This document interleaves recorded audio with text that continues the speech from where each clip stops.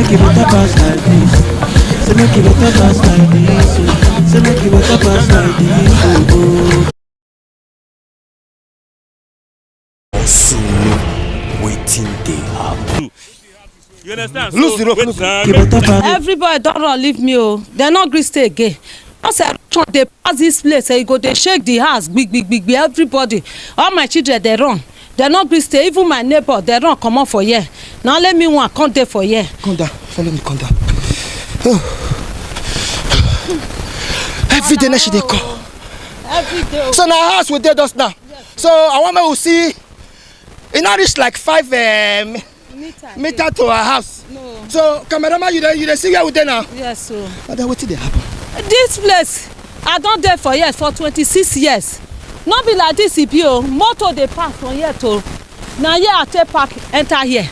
Every just so for this road so. Now I take park, enter here. Everybody there. Oh, they roll. So now once so now it just can't be like this. We don't know how to go. We don't. I beg go federal government, everybody. Me una can't help me. Me una can't help us. So not be only me. All my neighbors they don't run. No. That one when they there. So the mama, you have to just do like that. The soldier enter. If you can just get hypertension, just die. The mama. Me una can't help us. So we not dey sleep. I not fit go pay for rent. Oh, nowhere to stay. Oh, nowhere. Oh, no rent. Oh. If I come out here and I say make the come pay rent, so I go say 500,000. Where money? I beg go. Me una can't help us. Federal government. I beg go. See and I down near my house. Nowhere. See my neighbor. Oh, all you children don't see run. Everybody don't run come out. Only 2 of us 90 here. I beg go. Me una can't help us. I beg. Market to know the feed they go. No road. All the children when they go school, they not the feed pass again. They not the feed they pass again. College they here. Is there here? Nowhere to pass. But not be so this road be before no, now. No, not be so be on a motorable. Big trailer. So you be the pass, motor be the pass here. Just now. If to say not be God, where we for day? If it not be God, tell me where we for day. Enemies want try to bring us down. They cannot bring us down. Down.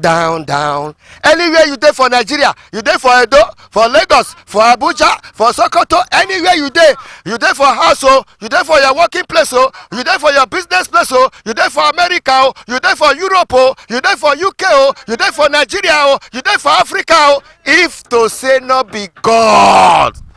However, we are there so 2 years ago, 2 to 3 years ago, I come this place. Landlord and landladies wait there for this Ekiwa Ute Road. Many of them run, leave their house. Erosion carry many. Where are they so?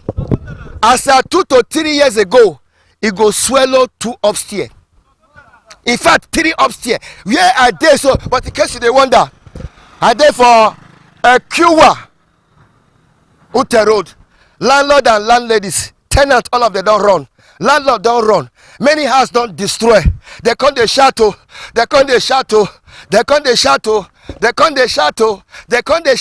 But as you they watch me now, look the other side of the screen. You they see the other side of the screen. That now 3 years ago. But now, see as it be. If it not be God, tell me where we for the not be small thing. Chop loco. If to say not be God, where I did so, house. Yeah. Musurambu. This place na Musurambu. When I say Musurambu, try to understand what I mean by Musurambu. Who are you to cross here? For even to you to look, just look the gully. Your mind go fly. They say this place where me and you there, so I say like 2 upstairs. Wait, 2 upstairs. I say if you look at just that is you go there. God. Okwebolo, See, Okwebolo is my governor.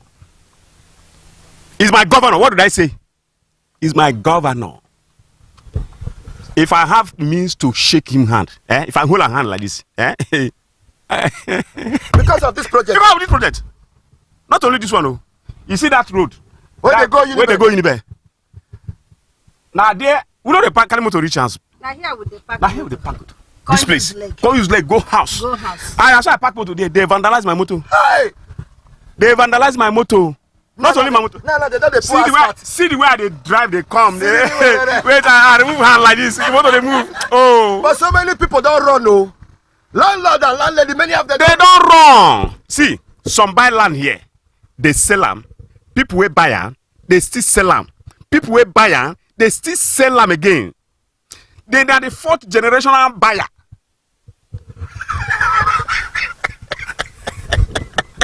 What to know? Something they happen. What to know? Shop logo. If to say not be God. If you know say no be God. If to say not be God. If to say no be God. If to say not be God. Also no. Our leaders. Now, wow. As you dey watch am, shut up. Like am. Drop your comment. This place where I dey so. This place where I dey so. Look the other side of the television. So you dey see the gully. This place.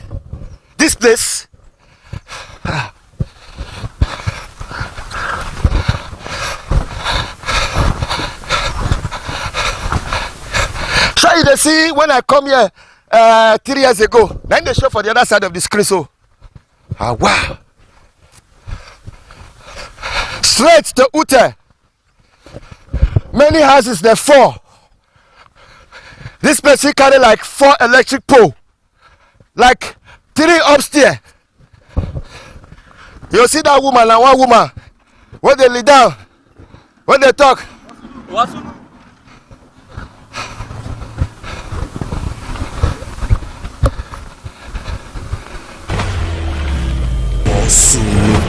Waiting they happen. Make it better pass like this.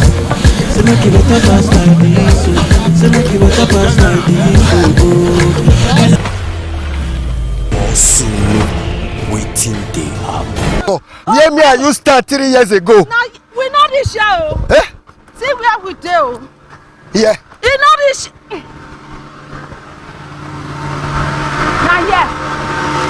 Now yeah, big hole. Big hole. 1 feet to 2 feet to my house now. Now we do. We not fit near there. Go that place now. Go that place now. Now see you they watch now for the other side of the screen. Thank you. Now you be this. I not come out for as they carry me come out. Make I not come there because of this way. I go Port Harcourt. Now they tell me say you the ask of me. I say I go come. When I come, this area don't turn to abroad. Abroad now they Okpebolo. Ekiwa men na come on. Okpebolo. That's how you tell me that day. That's how you tell me that. Okpebolo, thank you. They not go vote for him for here. Now once he called the very day when they say make he don't win. Before we know, trailer tipper don't come. Trailer don't full road. Before we know, he don't award this place. I say, I see him for primary school. This primary school, they won't vote. Now I say, once he can't do this road for us. Every day now they jubilate. They tell me, I say, Bible, thank you, God will bless you. Up. Once you know up, now you go. You tell me, say, once you start, that they finish them. Now so you tell me, say, not a go, say you don't win. Really, you win, oh. Amen. You win, oh. Amen. This one, many awards now you go get. Amen. In Jesus' name. Amen. Okay. Stand up. Now she so now you they see for the other side of the screen. Let me and she there so. Now you see the see so. Yes. But what it could really happen for this area, landlord and landladies? Oh, the landlord and landlady they run come out too. Some said their house, some the very week when it comes so 2 days to the very day. They said their house were up there. They sell and remove zinc, give Hausa. Me say I don't care where they go. I put my trust in God. And really, God do it for me. You ask me, they say, people when they here get money, I say money no, they say na God. Say na God, now you go do it for us. Really, the God come. Through you, when they video me, every time, people they tell me from abroad that they call. Say that they show me, I say, na this road, Okpebolo come. Mo waka for the road. Mama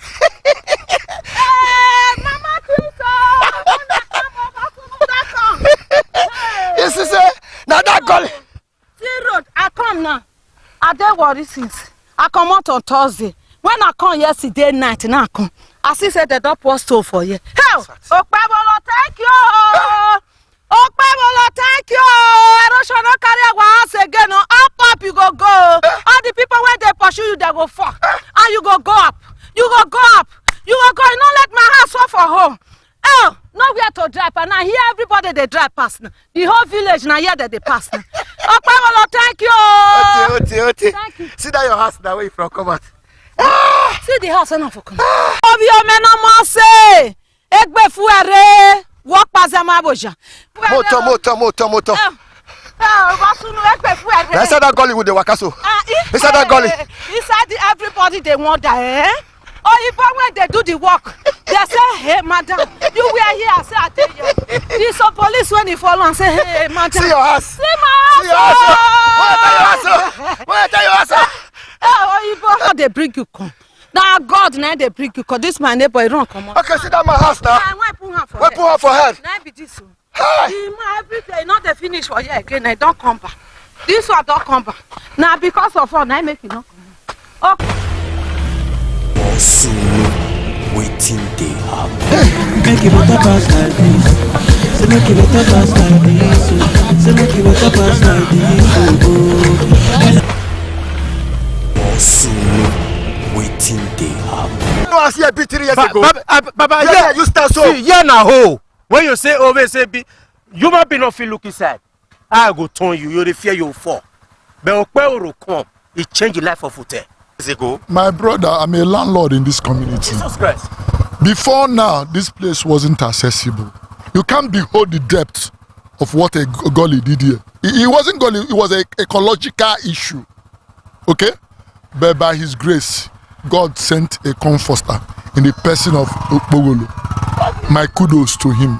And God will continue to bless him. They say so many landlords they park their run come out from this area. My brother, touch 50 by 100 for this place now, 10 million. Yes. People sold their home for 800,000, 500,000, 300. No, how much? 10 million. Abel. Kudos to him. Ogbe ma beti awo selogbe ewo. Ogbe ma beti awo selogbe ewo. Selogbe.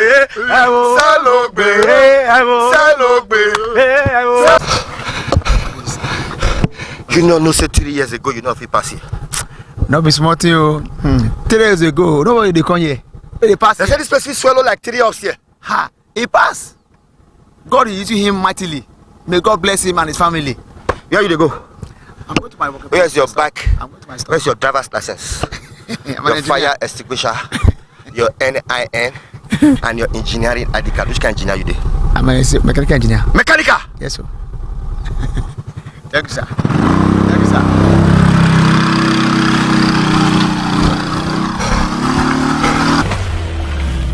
Also, waiting they happen.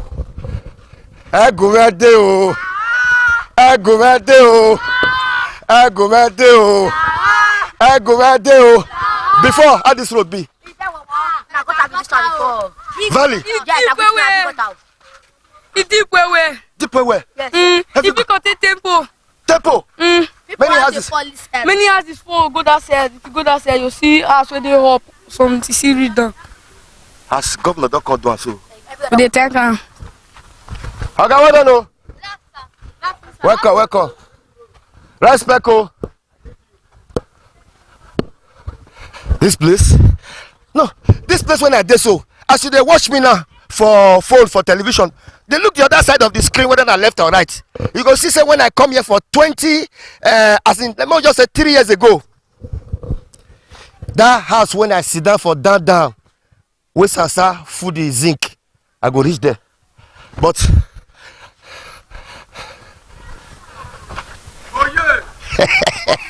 oh, fure. Oga, I say make I come see myself. When they use rope timing. Oga, they say many people don't run, leave their house for this place. They say landlord, tenant, all of them run. Mommy hides everything. Compliment of the season. How this road can be now? We thank God for everything, no. You don't enjoy them. Don't be small. Now God's handwork. Now God's handwork, oh. So many people don't be lose hope for this They road. don't come out. Even we self. At a time when the thing starts, I bridge the place, oh.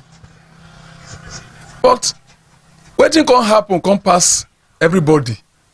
That the volume of erosion when they come, carry the bridge. Even in one day, one woman fall enter here. I think that very time I called you. I don't know deal. Ekiwa, Uta Road, that gully. You know that gully, and now they show so. Landlord, landladies, they pack, leave their house. Many houses with their houses be there, yo. The four enter inside here. You know how many houses they inside here? That's why you now when they watch us, we move past your area. Make una not block am. You will be say where water supposed to they pass. Una go they put the thing and they block am. Because water must find the level. If you go different area now, you go see say you get what they call growing gully. The water don't they cut your streets.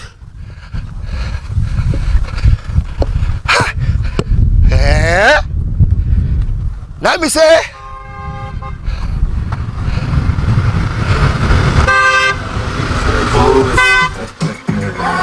how far you yourself no say 2-3 you yourself no say 2-3 years you know if you pass this road before. I be now he clear. Man, go talk to that my guy. How you doing now? See. 3 years ago, the motor dey this place, the gully. See, where they borrow piece they learn. Borrow piece. You get me at back. People park leave their house, so ask scatter many full year, many. He ask people ask for modes. Bakery where we get for here they run. Hey, it not be small. I be now. Not be play o. Kwego is working. You see, I do shiny, not be lie. He dey deliver as he talk am. He dey deliver. I agree too. Everywhere good dey pa. Increaser. No, that's I do shiny. Forgot to Billy Boys. The deep gutter. My father's house is along this road. My father's house was almost abandoned. We were thinking it's over, but with the help of the state government, I'm satisfied. Sulu, waiting they happen.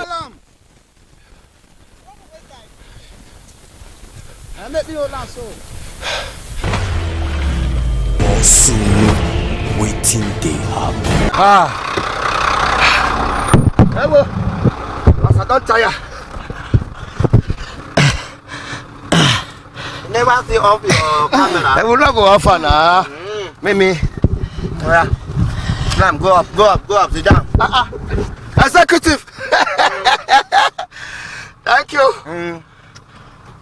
You're welcome. Obonana, they do this road though. Now we they do at this one also.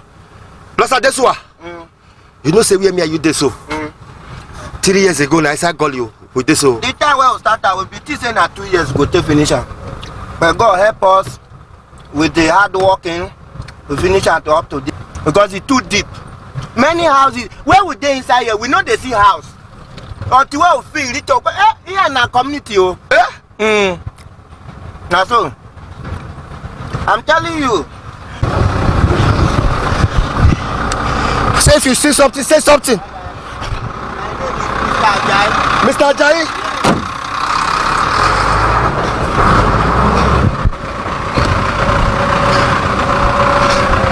So now this one lead to Ekiwa Uta Road.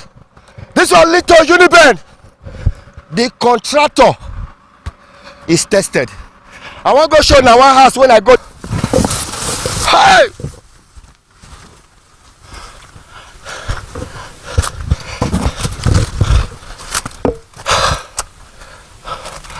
You know where they so? Look this video where they show so. That house where I lie down on top of the zinc. Now the house, now the building be this. Now top of the roof now they so. That roof now when I lie down now top of the building. May you know how erosion. Many landlord and landladies run leave their house. Many landlord and landlady house gully bury them. That house when I lie down on top of that zinc. Now be this. Drop your comment. Like and thank you for the time you they watch also.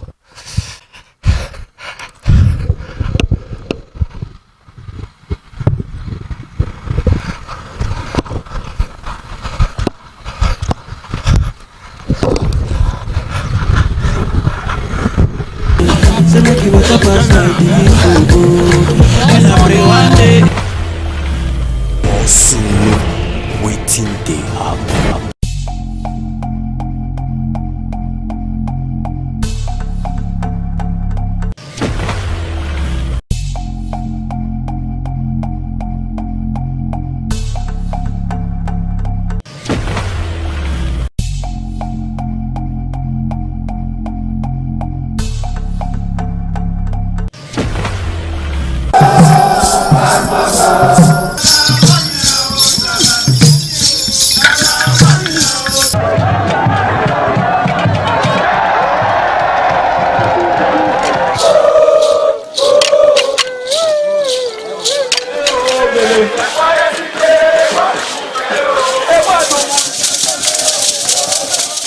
Omonoba Nedu Ukwakolopolo, Ewai II, Oba of Benin, stepped out majestically with loud crowd to perform the Sultan rites of his late mother, Queen Mother Ioba Omoni Ikoyeme, Ioba Ewai II, who departed this world 49 years ago.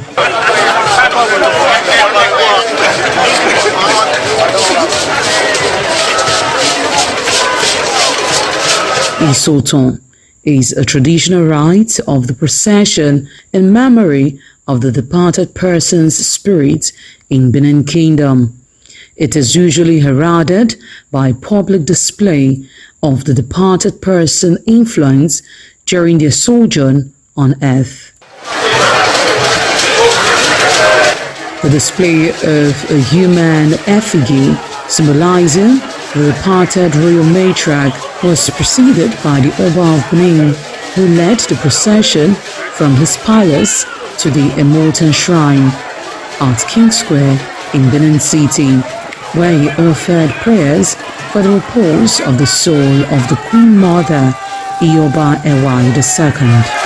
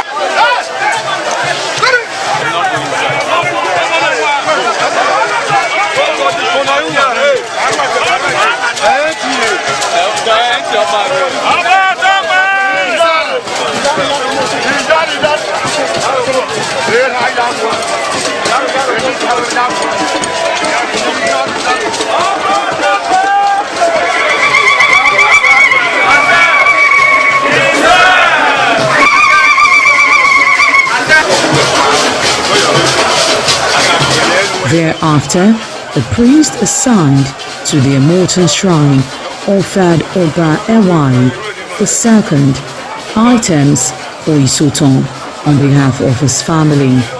However, chalk, known as Uri, represented a mixture from royal fans after ancestral spirits were invoked to bear witness and announce his arrival. On his way home, Oba Ewai paid tributes at various pilgrimage sites, including Queen Idia Tomb, beside Oba Market, where a cheerful crowd of traders abandoned their wares to catch a glimpse of the royal personage and join in the celebration.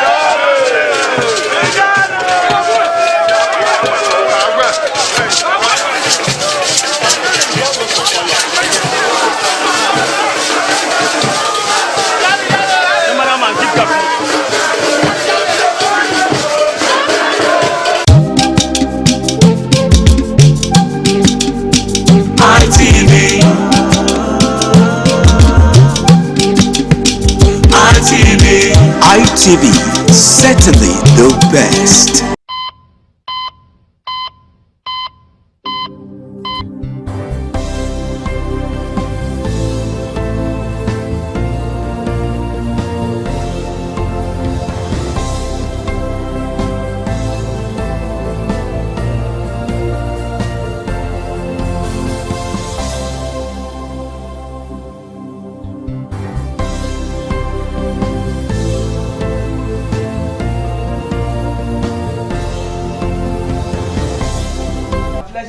Join us today on the program Healthy Living. I'm Adesuwa Usa Uwage, and what we're wishing you in this 2026 is a healthy life, for you to be healthy and for you to know exactly when to go to the hospital to take care of yourself.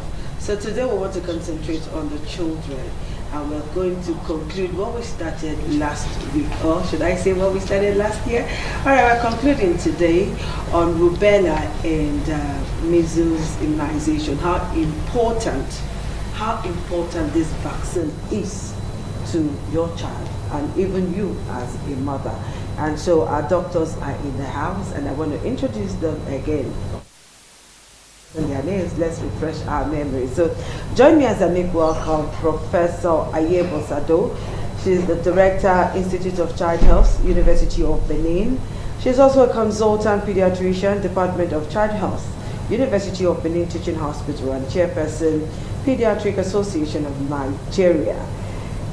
Is a big one. Madam, a pleasure to have you join us today. Good afternoon, viewers, and Happy New Year. Happy to have you join us, Doctor. So, thank you. I also want to introduce to you Dr. Chinelo Nebe. She's the Registrar, Department of Public Health and Community Medicine, University of Benin Teaching Hospital, and she is also the coordinator M1 at Young Doctors Forum and coordinator M1 at Edo State.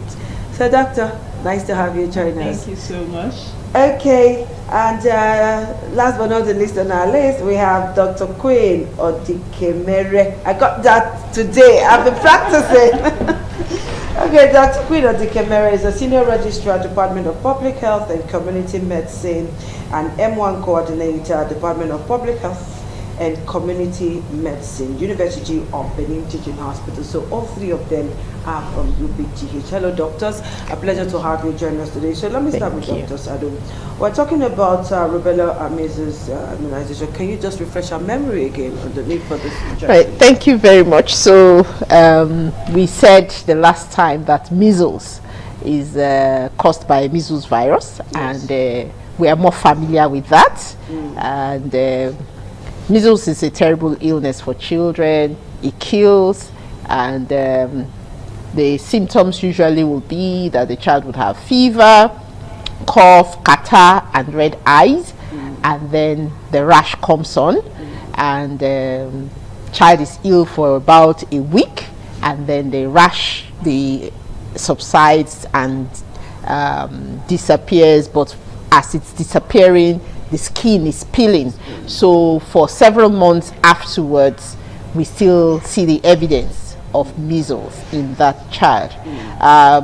So that is what I've just described is mild measles, but there can be complications. So the child can have pneumonia, can have meningitis, can have meningoencephalitis, can have diarrhea, and if the child is malnourished, and many of our children are malnourished these days, the economy is not very friendly, they can have all of these complications. And even after they have recovered, for up to a year afterwards, they have excess mortality. That is measles. Okay. Now, for rubella is somewhat similar.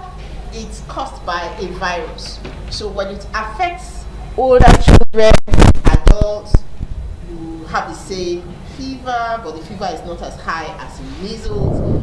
Then they may have red eyes, some fever, then they rash. Rubella is also called 3 days measles. It's also known as German measles because of the people who first described it. But the 3 days measles, just when you're looking at a child's face and saying, are you planning to have measles or something like that, the rash is disappearing. So it takes about 3 days and it has completely disappeared and doesn't leave any telltale signs like measles. But why are we worried about rubella? When a pregnant woman gets exposed to rubella, that is where the problem is. Okay. That is disaster in waiting. Okay, let me ask Dr. Chinelu now. How does a pregnant woman contact rubella? A pregnant woman to contact rubella to start with, most especially it occurs when the pregnant woman is not immunized. So immunization plays a vital role. Not immunized in adults. Because one thing about measles and rubella is that it can provide a lifelong immunity. Okay. That's one of the fantastic results that comes with the vaccination. So when the pregnant woman is not immunized, obviously she's predisposed to contracting the virus. Do you understand? Now, one vital thing about it is that the period of the pregnancy determines the fate of the offspring. Do you understand? So for the first trimester, usually when the pregnant woman contacts the virus, it could lead to miscarriage. Obviously, as simple as that. The woman gets lost, there's loss of pregnancy. Then for the second trimester, it can come from other genetic defects that can also result to issues like congenital heart diseases, sensorineural losses, maybe also sight. It can affect the sight of the baby. So when the baby is born, you see that the baby is deformed from birth. So that's one of the vital things. And also because it provides a lifelong immunity, what it also entails that the mother tends to also transfer some of the immunoglobulin, or should I say form of protection, to the baby passively after birth. So the baby is protected for some period before we talk about backing up with vaccinations. So it's kind of not just the mother, but also the baby. So we are not just preventing something like mortality. Yes. We are more morbidity. At this particular place, now we are talking about infant mortality, neonatal mortality. So it protects them before we now reinforce with vaccination. So you see the role this vaccination does, just not just only to the mother. Don't worry. You have to tell us the important thing. Now, how does the pregnant woman knows that she has contacted because some may just say that he going by what Professor described. Some may just say and all of that, and they just play over it, and that is that. Knowing fully well the kind of mentality most of us have towards accessing medical care. Yeah. You see, that's the main thing. For a woman to know she has contracted it, just like my senior colleague mentioned earlier, it's something that goes for a short period of time. Sadly, the woman may have these rashes. The woman may have these rashes, but she won't be able to pinpoint that this is rubella because of the shortened duration. Yes, may have a generalized body rash with fever, mild fever, and she may take it for malaria or whether itching. Yes, it may come with itching or it could come with papular rashes, they say. But they're thinking of rubella because it's about sensitizing the woman, knowing that this could be, and also depending on the season. Because mostly measles and rubella, they usually come during the hot season. So it's kind of interfere with the symptoms. Can interfere with the weather. One would think is heat rash and all of that. Yes, so much. So sadly, it could affect that.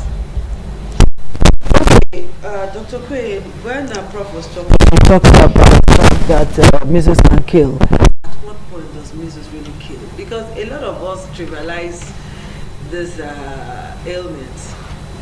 At what point does measles kill?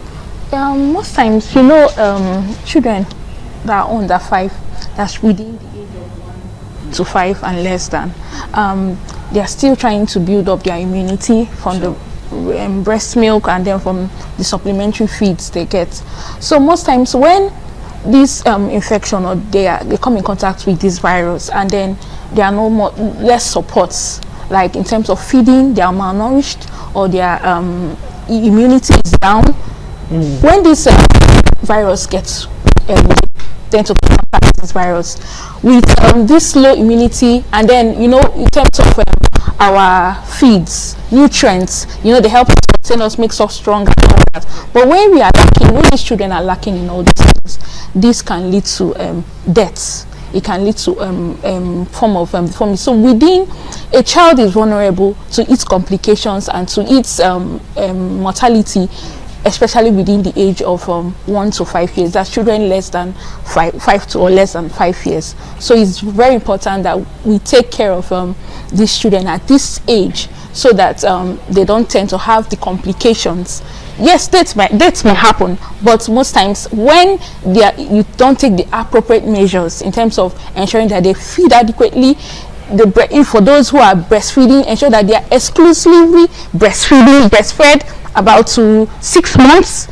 If this thing is not being done, maybe in terms of the mother is not able to do that, either financially or maybe working and is unable to carry out these processes, this child is vulnerable to having complications of that are associated with measles, even up to death. So that's why it's very important. Okay, all right. It's that time for us to take a very short break, and when we come back, we'll ask Prof and the other doctors some questions and get answers definitely. So a woman that did not take immunization at birth or vaccination at birth may come back and not even know it. Is it impossible to take as an adult? Yes. There is no age discrimination when it comes to vaccination against these diseases, measles or rubella. But would it be effective? It's true. But one thing we have to put in notice that also, because we are in a community where measles and rubella is endemic in our setting, so what it does that there are sometimes there are natural strain that we could get by virtue of communication, so the body tends to build up the immune system against it. So luckily the person may be, by virtue of natural strain, lucky to get it. So you can go to, but before then, if the person is concerned, perhaps I need to vaccinate myself. We can carry out some laboratory investigation to confirm the immune status of the person in regards to that, whether this person will go ahead and have this vaccination or not. However, there are some situations we have to take note of as an adult when it comes to vaccination against rubella, and this because it's a life attenuated vaccine. So remember, it's contraindicated in pregnant women. Okay. Yes. Oh, so serious, yes, you don't want because pregnancy on its own alters the immune status to an extent, and a lot is happening. Remember, so the woman is not just about her; it's also for the baby. So you don't want to introduce the vaccine to the woman, and and you go ahead attacking the baby. So that will lead to maybe miscarriage or congenital deformity, which could lead to triads of signs and symptoms that the outcome will not be favorable. So because that's what you're trying to prevent.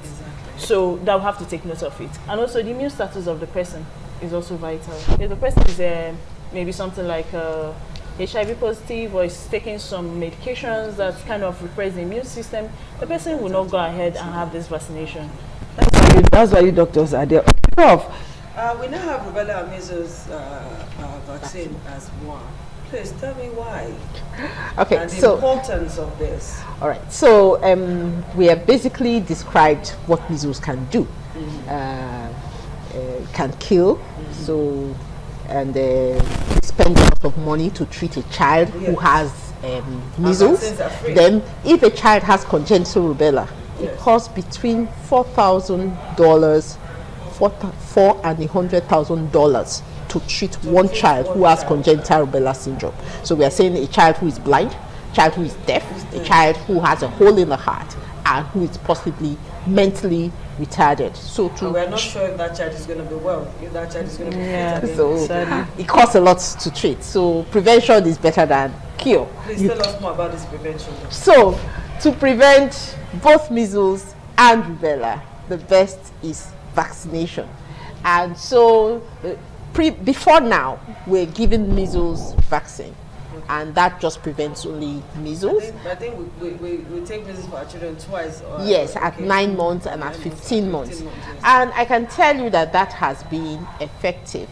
So in the year 2000, there were 11 million cases of measles in Africa. Wow.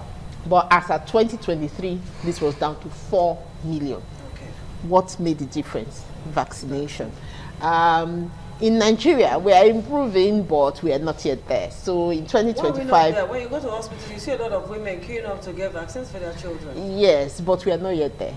So we had like 26,000 cases, suspected cases, and 77% of them did not receive any vaccine. So those who have measles is among those who did not take the vaccine. Tell us the reason why they should collect this vaccine. So we have said the bad things that measles and rubella can do. Yes. So prevention is better than cure. So the government has provided a vaccine that can prevent both measles and rubella. One injection. How many So doses? in the campaign, it's going to be one dose that's going to be given to children aged 9 months to 14 What if years. these children have taken vaccines before? Does it really matter? No. So if So you it doesn't matter if if you are a 9-month-old, if you are a 9-month before. if you are a 9-month-old, you probably have not taken, so you are just starting your vaccination. If let's say you are a 10-month-old, you are getting your second dose. All right. So we're if you're 14 targeting years. 9 months to 14 years. So that's a large cohort of children that we are protecting. If you are 14 years, 13 years, 12 years, you have taken 1 dose of measles before.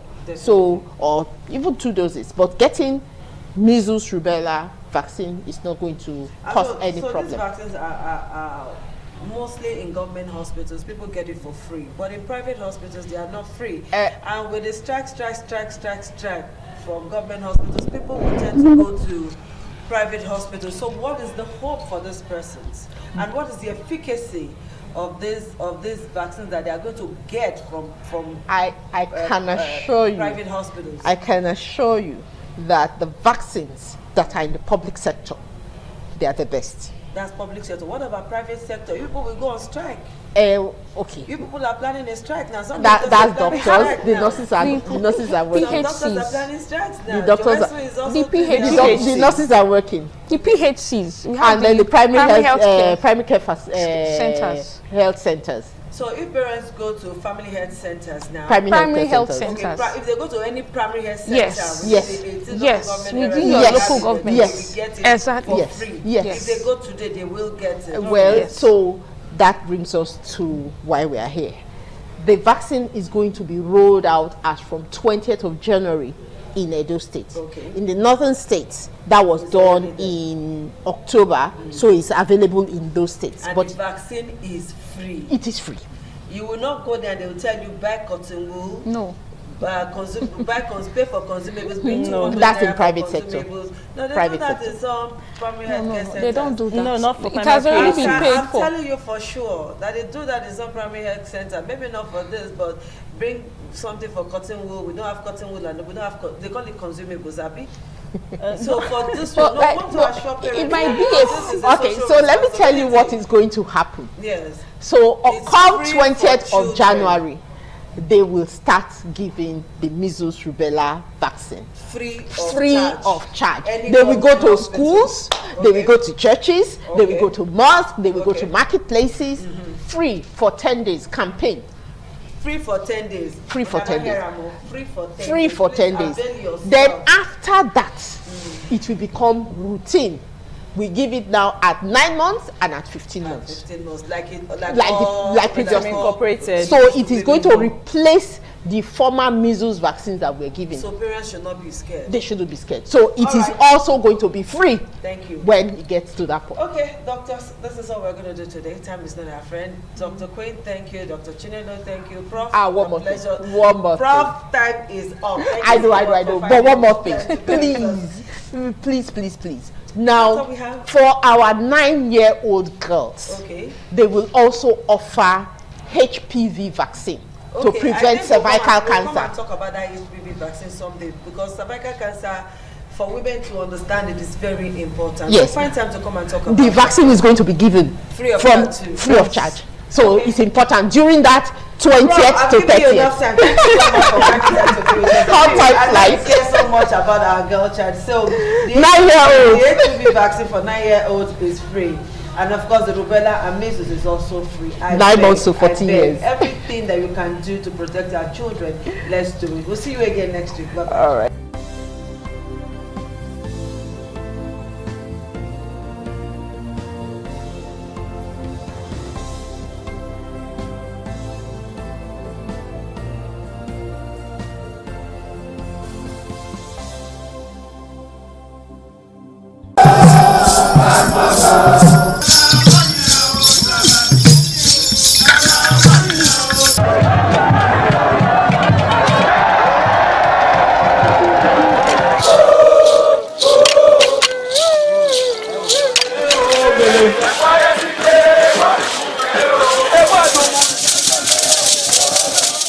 Omonoba Nedo Ukwakolopolo, Ewai II, Oba of Benin, stepped out majestically with loud crowd to perform the Isoton rites of his late mother, Queen Mother Ioba Omoni Ikoyeme, Ioba Ewai II, who departed this world 49 years ago.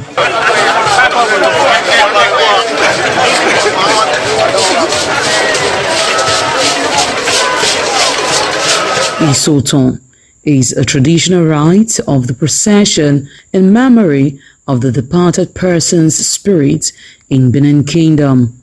It is usually heralded by public display of the departed person's influence during their sojourn on earth. The display of a human effigy symbolizing the departed royal matriarch was preceded by the Oba of Benin, who led the procession from his palace to the Immortal Shrine at King Square in Benin City, where he offered prayers for the repose of the soul of the Queen Mother, Ioba Ewai II.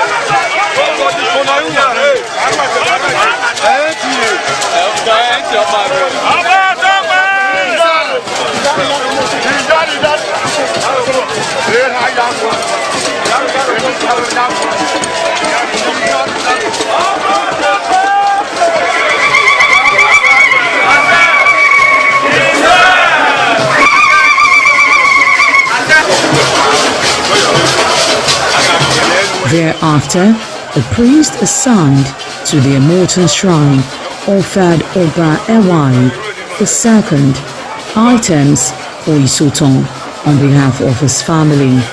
However, chalk, known as Uri, represented a mixture from royal fans after ancestral spirits were invoked to bear witness and announce his arrival. On his way home, Oba Ewai paid tributes at various pilgrimage sites, including Queen Idia Tomb, beside Oba Market, where a cheerful crowd of traders abandoned their wares to catch a glimpse of the royal personage and join in the celebration.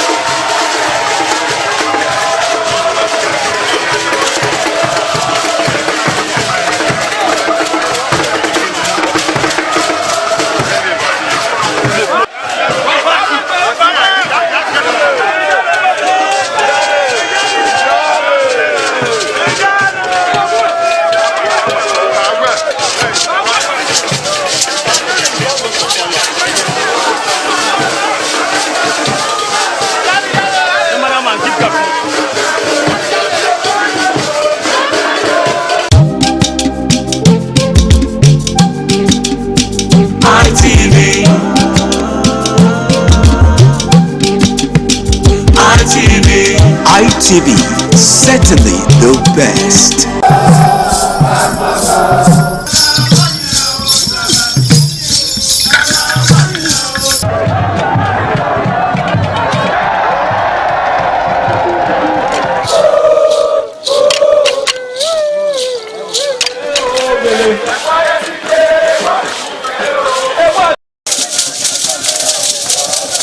In the evening of the initiation day, all the newly initiated Edion danced to the residents of the Odion Way and also visited some homes of the various senior elders, where Chief Elder Ogbeide Onwonse was very conspicuous, especially at the country home of Sir Chief Dr. Gabriel Osaro Igbenedion with his family on the night of the initiation.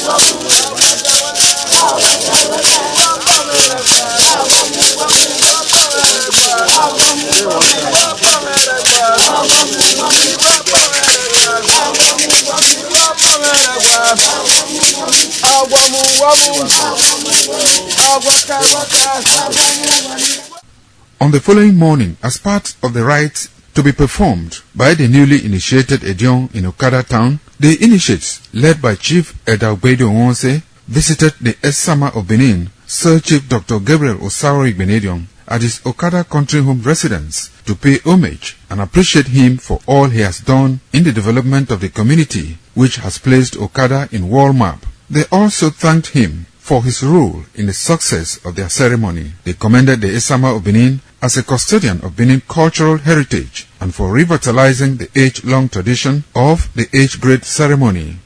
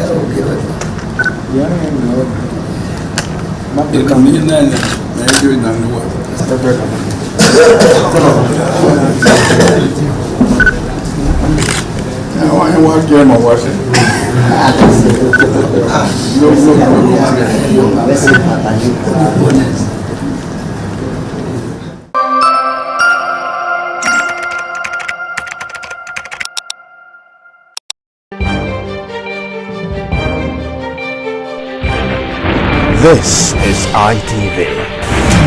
Certainly the best.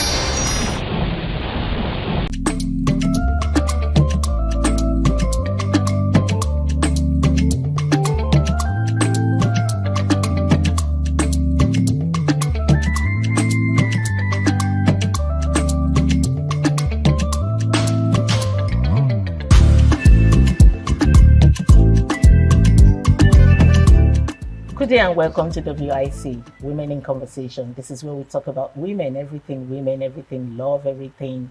When I say love, not the other way love. We also talk about the other way love, but we talk about Christ's love, you know, how Christ has asked us to love one another, you know. And then this is where women come to open up whatever they think is bothering them. And I am Patricia Olono-Gabriels. I usually don't do this alone. I have Chisom Agbafo. Chisom Agbafo is a legal practitioner. Chisom. Hi, Patricia. Nice meeting you. Your sunshade is saying it all.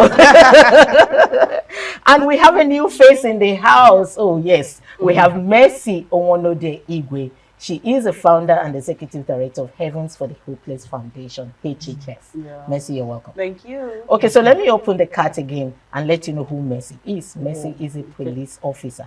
You try me, we get you arrested. Yeah, thank you. Thank you. And then, of course, we have Abiodun Dejonwo. She is the CEO, Abigail Cut. Abiodun, you're welcome. Thank you, Patricia. Thank you for joining us. Of course, I know your schedule is tight, but you made sure you joined us on this special episode.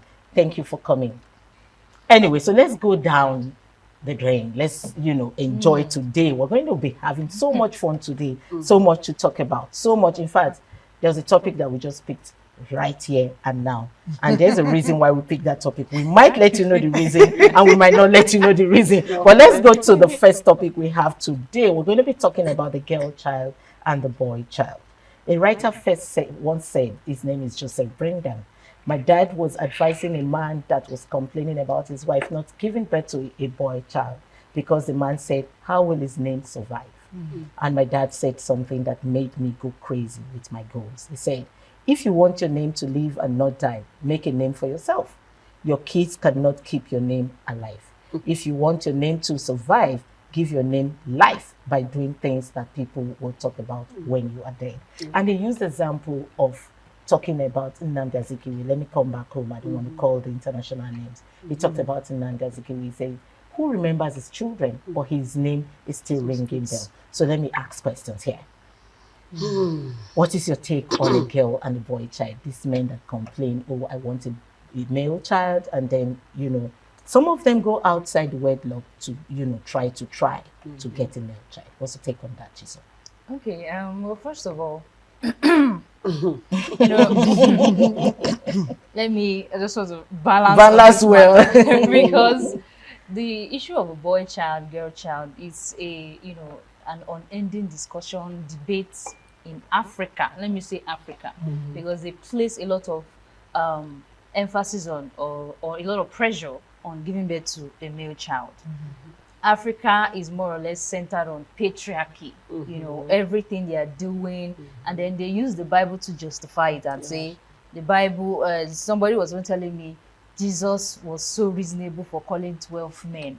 Why did he do that? So why didn't he, you know, at least put one female there and all of that? That's why you know that the world is run. It's a man's world, right?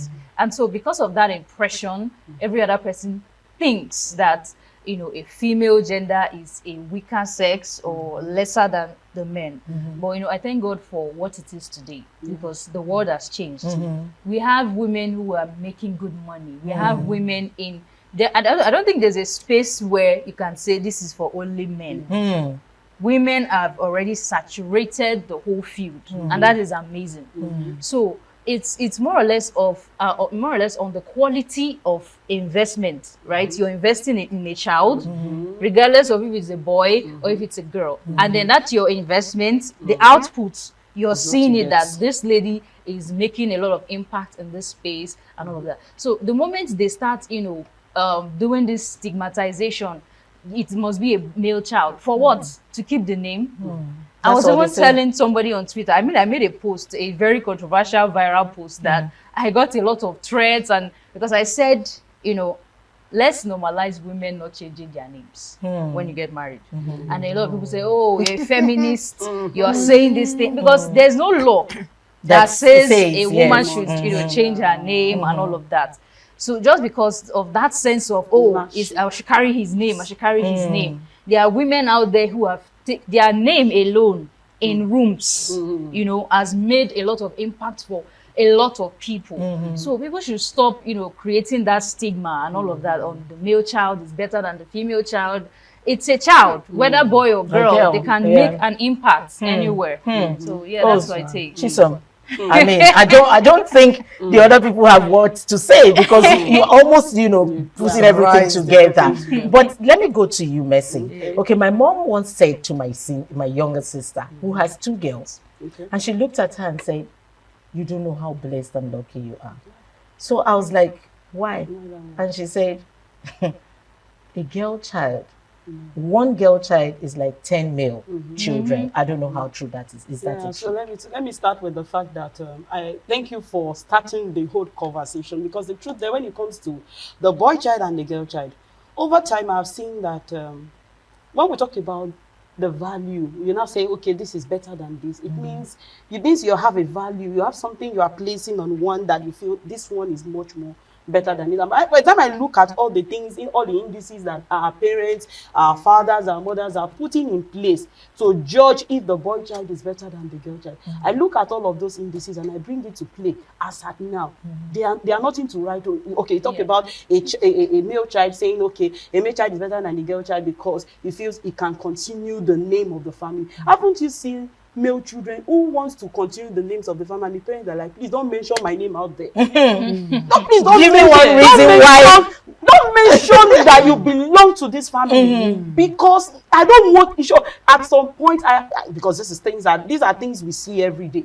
I have seen male children who at the long run you'll be like, no, it would have been better we didn't have a male child. And I'm not saying it's not happening with the females too. But what we are saying now is that the issue here should not be who is better than who. Then what we should be looking at is that, okay, how can we make these children, either boy or a girl, empower them with the needed knowledge that they need to be able to become all of the blessings, all of the needed gifts that we need in our time and generation. So that should be the conversation, not that a boy is better than a girl child. I know all of these things are from the place of how will I put it, let's say societal norms, where we are beginning to feel, oh, because this is the way it has been from. But I think with time now things are changing. Please, let's even look at it as at now. You are beginning to see women rising to frontiers where it has been said it's only the male, the only men can do this. See women rising to those spaces and they are doing, gallantly well. And that is beginning to fault the perspective our foreparents were having about the female gender. So things has changed over time. So when you talk about the fact that your mother said one girl child is better than, okay, over time it has been revealed that when it comes to their old age, parents during their old age, they need attention, they need care, and that is innate when it comes to the female child. I was talking to a male yesterday, a very matured man, who told me, I was amazed because of his position. He just said to me, I need to stop by in my hometown. I said, what are you going to do? I need to go see my mom. He said it like a baby. So I was like, wow. You say? It's a norm for him. He said, yes, in my busy schedule, things are tight, but I need to find a time to go see my mom. So I was like, okay, bring her in, since, he said, no, I don't want to inconvenience her. I want to go see my mom. So we have some men who are as good as a female child. Sure. But Abiodun, over the time, men, pardon me if I will use a particular region in the country, the Igbos would always tell you they want a male child. Yes. Some of them don't even want to train their female child to school. They will rather train their male child to school. And the reason they will tell you is because she will be married away, but the male child remains in the house. What's your take on this, Abiodun? As you've all said, the thing is, to me, every child is important, and there should be, in this day and age, we shouldn't be differentiating.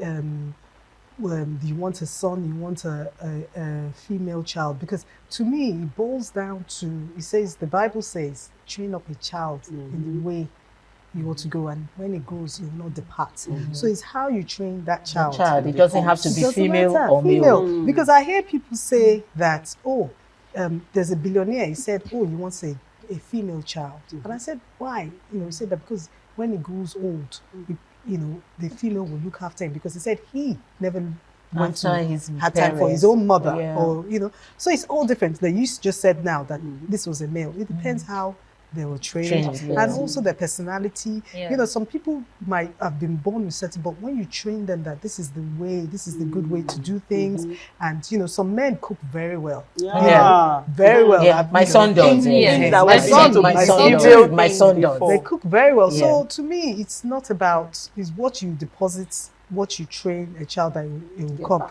But this topic about the tradition, Igbo tradition, I know is still acting today. Yes, and in this some is because areas, they yes. want, even I had a friend recently that her mother passed away, but when her father passed away, everything was for the son.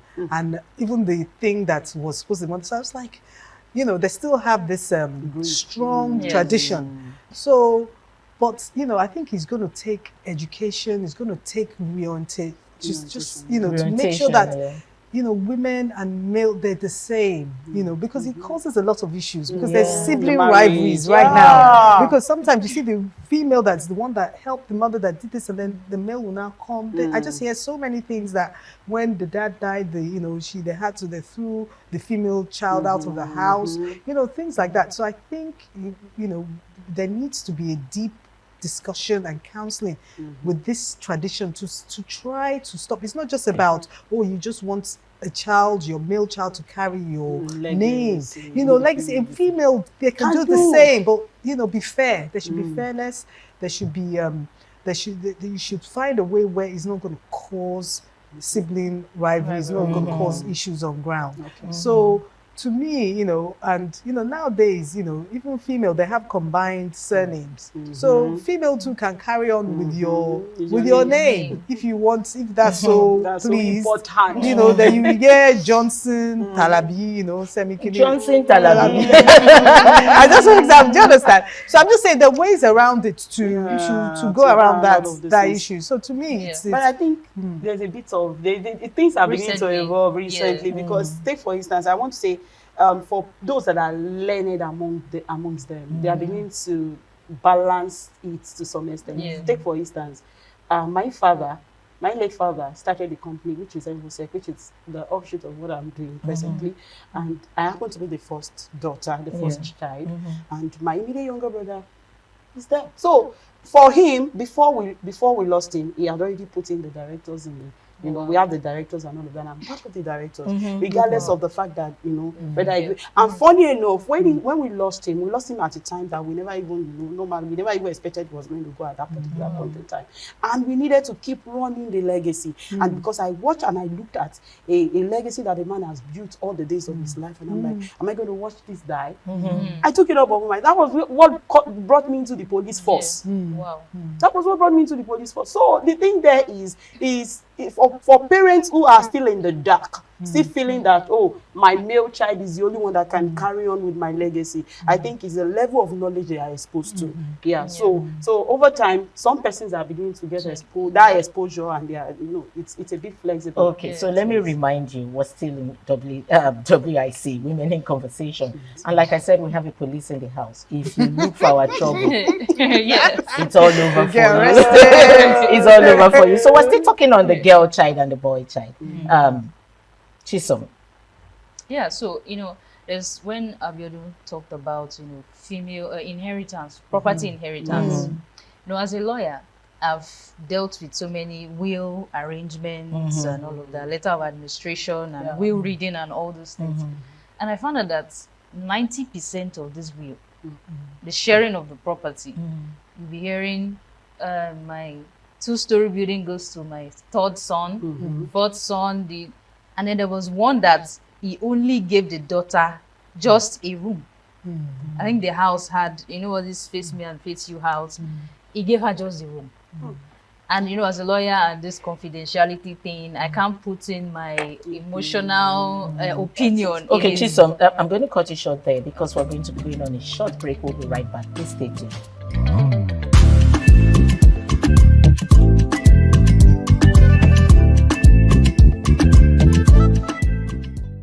Welcome back. This is WIC Women in Conversation, and I still have Chisom in the house, Mercy and Abiodun. it's good you're staying tuned to understand the legal aspect of the boy child and the girl child. Chisom was talking about the legal aspect. But before you go on, I'm going to bring in a special family, which I think they're having this legal tussle over their father's death. And it's the Access Bank man, if you remember. I think they're fighting the daughter because she's a girl. I'm sure if the first son was still alive, they won't be having this fight. So what's your take on that? Okay, like I was saying, so it's recently, this will is recent, 2025, and it's still happening. They gave the lady just a room, like I was saying. He shared property, and is an extended family. So there are a lot of sons. It's a typical Igbo family. So lots of sons, few daughters. So it's expected. So just the only daughter they had, he just gave her a room. And then I just made a comment like, I was just talking with the wife that, your daughter just a room and all that. So she said that there's an impression in the home that any lady, if you're a female from that family, automatically the reason why they don't give you property is because you end up giving it to your husband. And I was trying to understand how that makes sense. They feel whatever is given to you, your husband has to take it. So there's still a patriarchal, strong system holding that family. So no matter what a female child does, your success is attached to your husband. So meaning the property would still, the name of the property would still die. So instead, they just give her maybe a room to sell. And let it just be that she's not part of the home. I even made a post about that, and a lot of people were talking about their own experience in their own family, what they end up getting and all of that. So the issue of the Access Bank own is the same thing. When there's a will and they find out that, either they even giving to the wife is an issue. Yes, sir. The wife of the man who has struggled with this man, they end up giving her nothing. They give to maybe the children, the male children who are there. And it makes no difference. I mean, if you give it to a male or you give it to a female, how do this child manage the property? I mean, it doesn't, it's even, I think I prefer the Yoruba culture in that aspect. They don't place emphasis on a child. Yes, a child is a child. A child is a blessing to them, unlike the Igbo system. So it affects, legal acquisition of property in a home and all of that. But you need to give your child something, your female child. You need to acknowledge her presence in the home. Yes, she also deserves the same quality of inheritance that you are giving the male children. And I think that what is, because we are all talking about this now is different, and I figured out that what is actually making the change is the orientation of the female child, not the society. Not the society, because the whole society still sees men as just the way you're a police officer. I think we have a military officer in my family. So I think the first time they were like, we have a military officer, my dad was just saying, we have a military, and she's a female. It's a female. So everybody will just say, he. I want to know, I want to meet him. Where is he? Yeah. And so my dad was like, no, she's a woman. And so they're like, So all those, there are women who are submissive to the patriarchy, like those older, much Igbo women. So they're like, is she married? Will she be able to, they were not even trying to know her competence. Wow, this is, so that's a problem. So it's we, the women, your mindset, if you can change it, like you who is a police officer, for you to even have that courage to stand and say, this is who I am. Because a lot of people will look at you and say, oh no, who asked you to join this thing? Why did you do this? And all of that. So if we women can change our mindset, if you're training a female child, let her know that, okay, the world is a man's world. So you need to be courageous in anything you're doing. And it happens everywhere. I think even my auntie was complaining at one point that the daughter got a lead role for, this school play that they do. So they ended up giving the lead role to a guy. But the girl could play that role better. So that is the issue. From that, starting from the scratch, she had already seen that. Okay, this is because I'm a girl. Because I'm a girl, and I have to do this. So that's the issue. We should train children in a way that they know that you are also, you deserve whatever position you want to be. Property acquisition, even the wife. That's why I said I prefer the Yoruba culture. If you're in a room where they are reading the will and it's a Yoruba family, and the mother is hearing, oh, this person is too rude, and it's not maybe equal. The way the woman has a voice, they would, no, what do you mean? What do you mean? But then the reverse is the case in the Igbo culture. The woman will just be quiet, just like, you know, because you don't talk, where the umunas are there and you're talking. Who are you to talk? Don't you have sit down, you're just a wife. Exactly. So that's the thing. Yes. So we need to change that. We women, we need to change your orientation. Chisom is Yes. advising us as a legal practitioner. We need to change that mindset. But anyway, let me take it to the aspect of polygamy. Okay, so when a rich man or a man has many wives, and you know, so maybe one of the wives has all boys, another one has all girls, and he passes on. Property has to be shared. All the properties goes to the boys.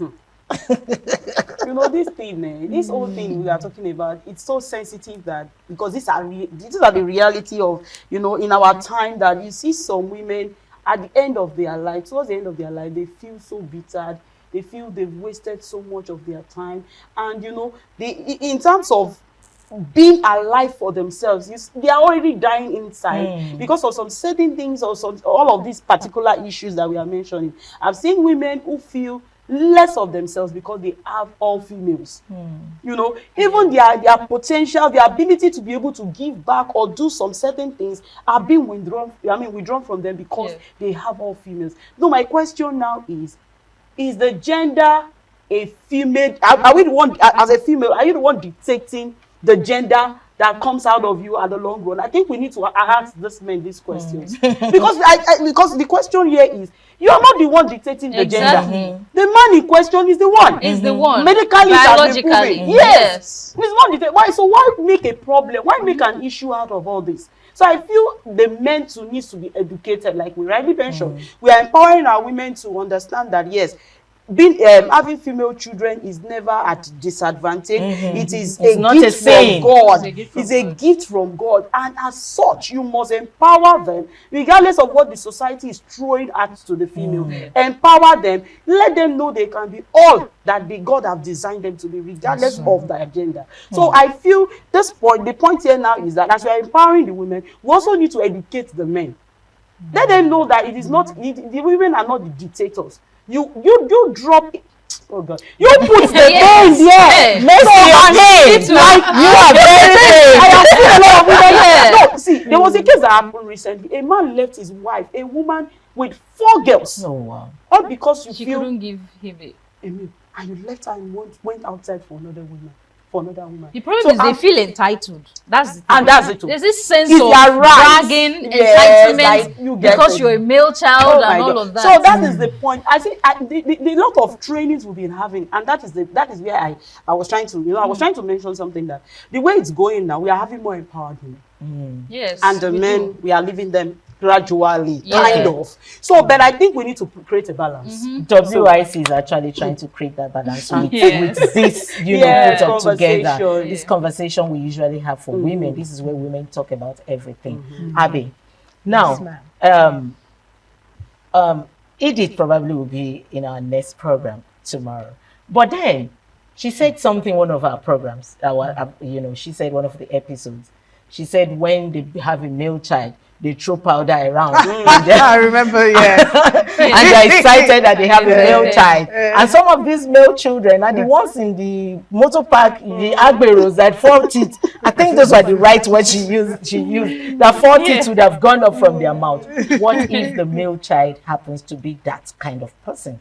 What do you think the family should do at this time? Should still, will everything to that child or to the female child that is coming after the male child?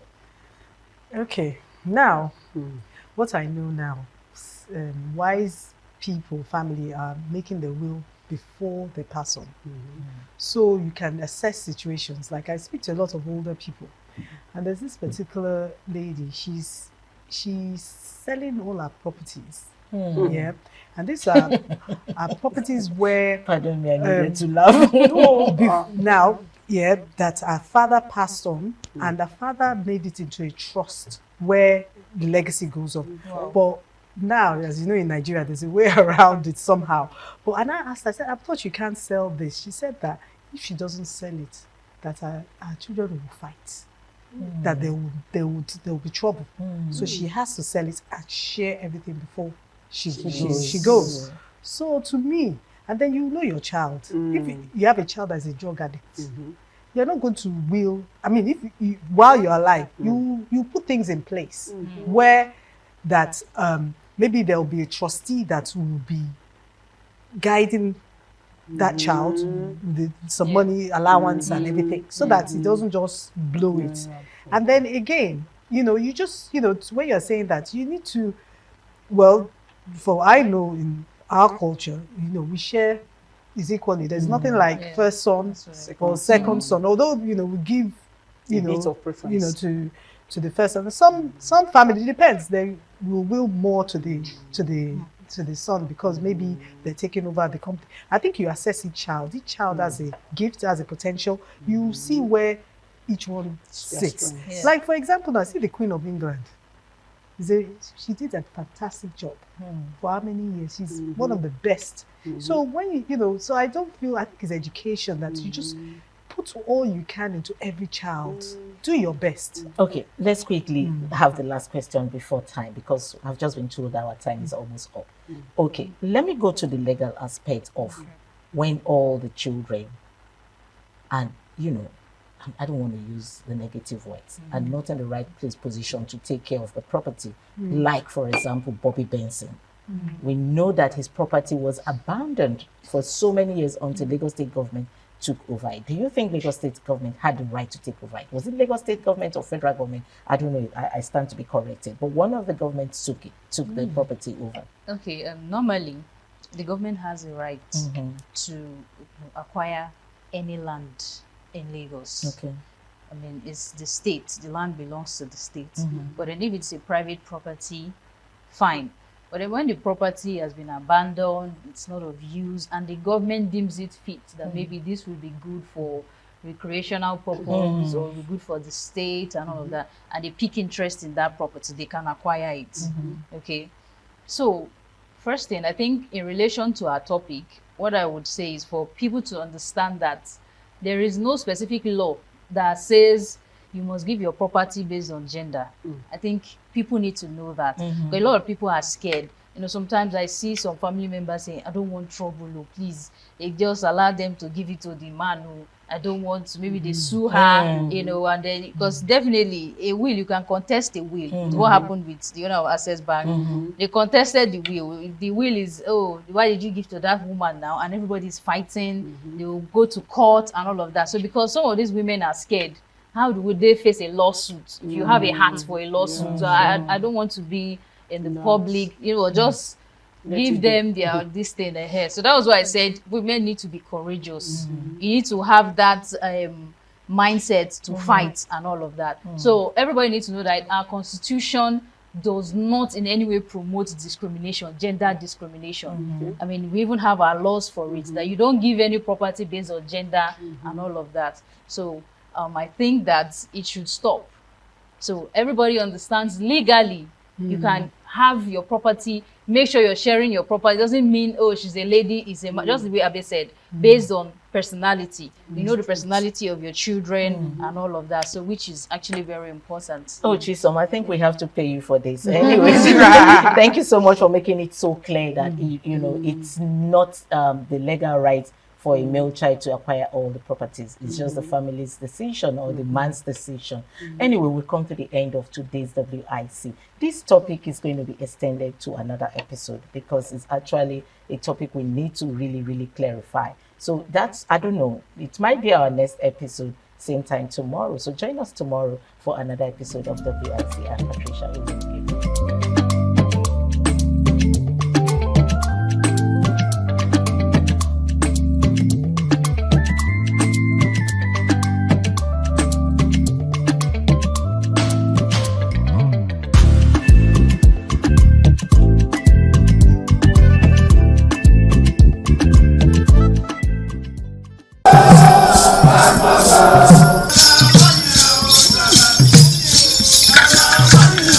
Thank you.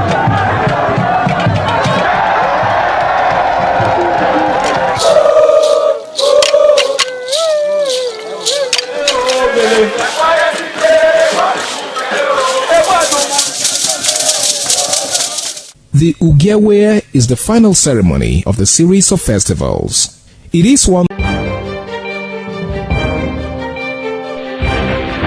This is ITV. Certainly the best.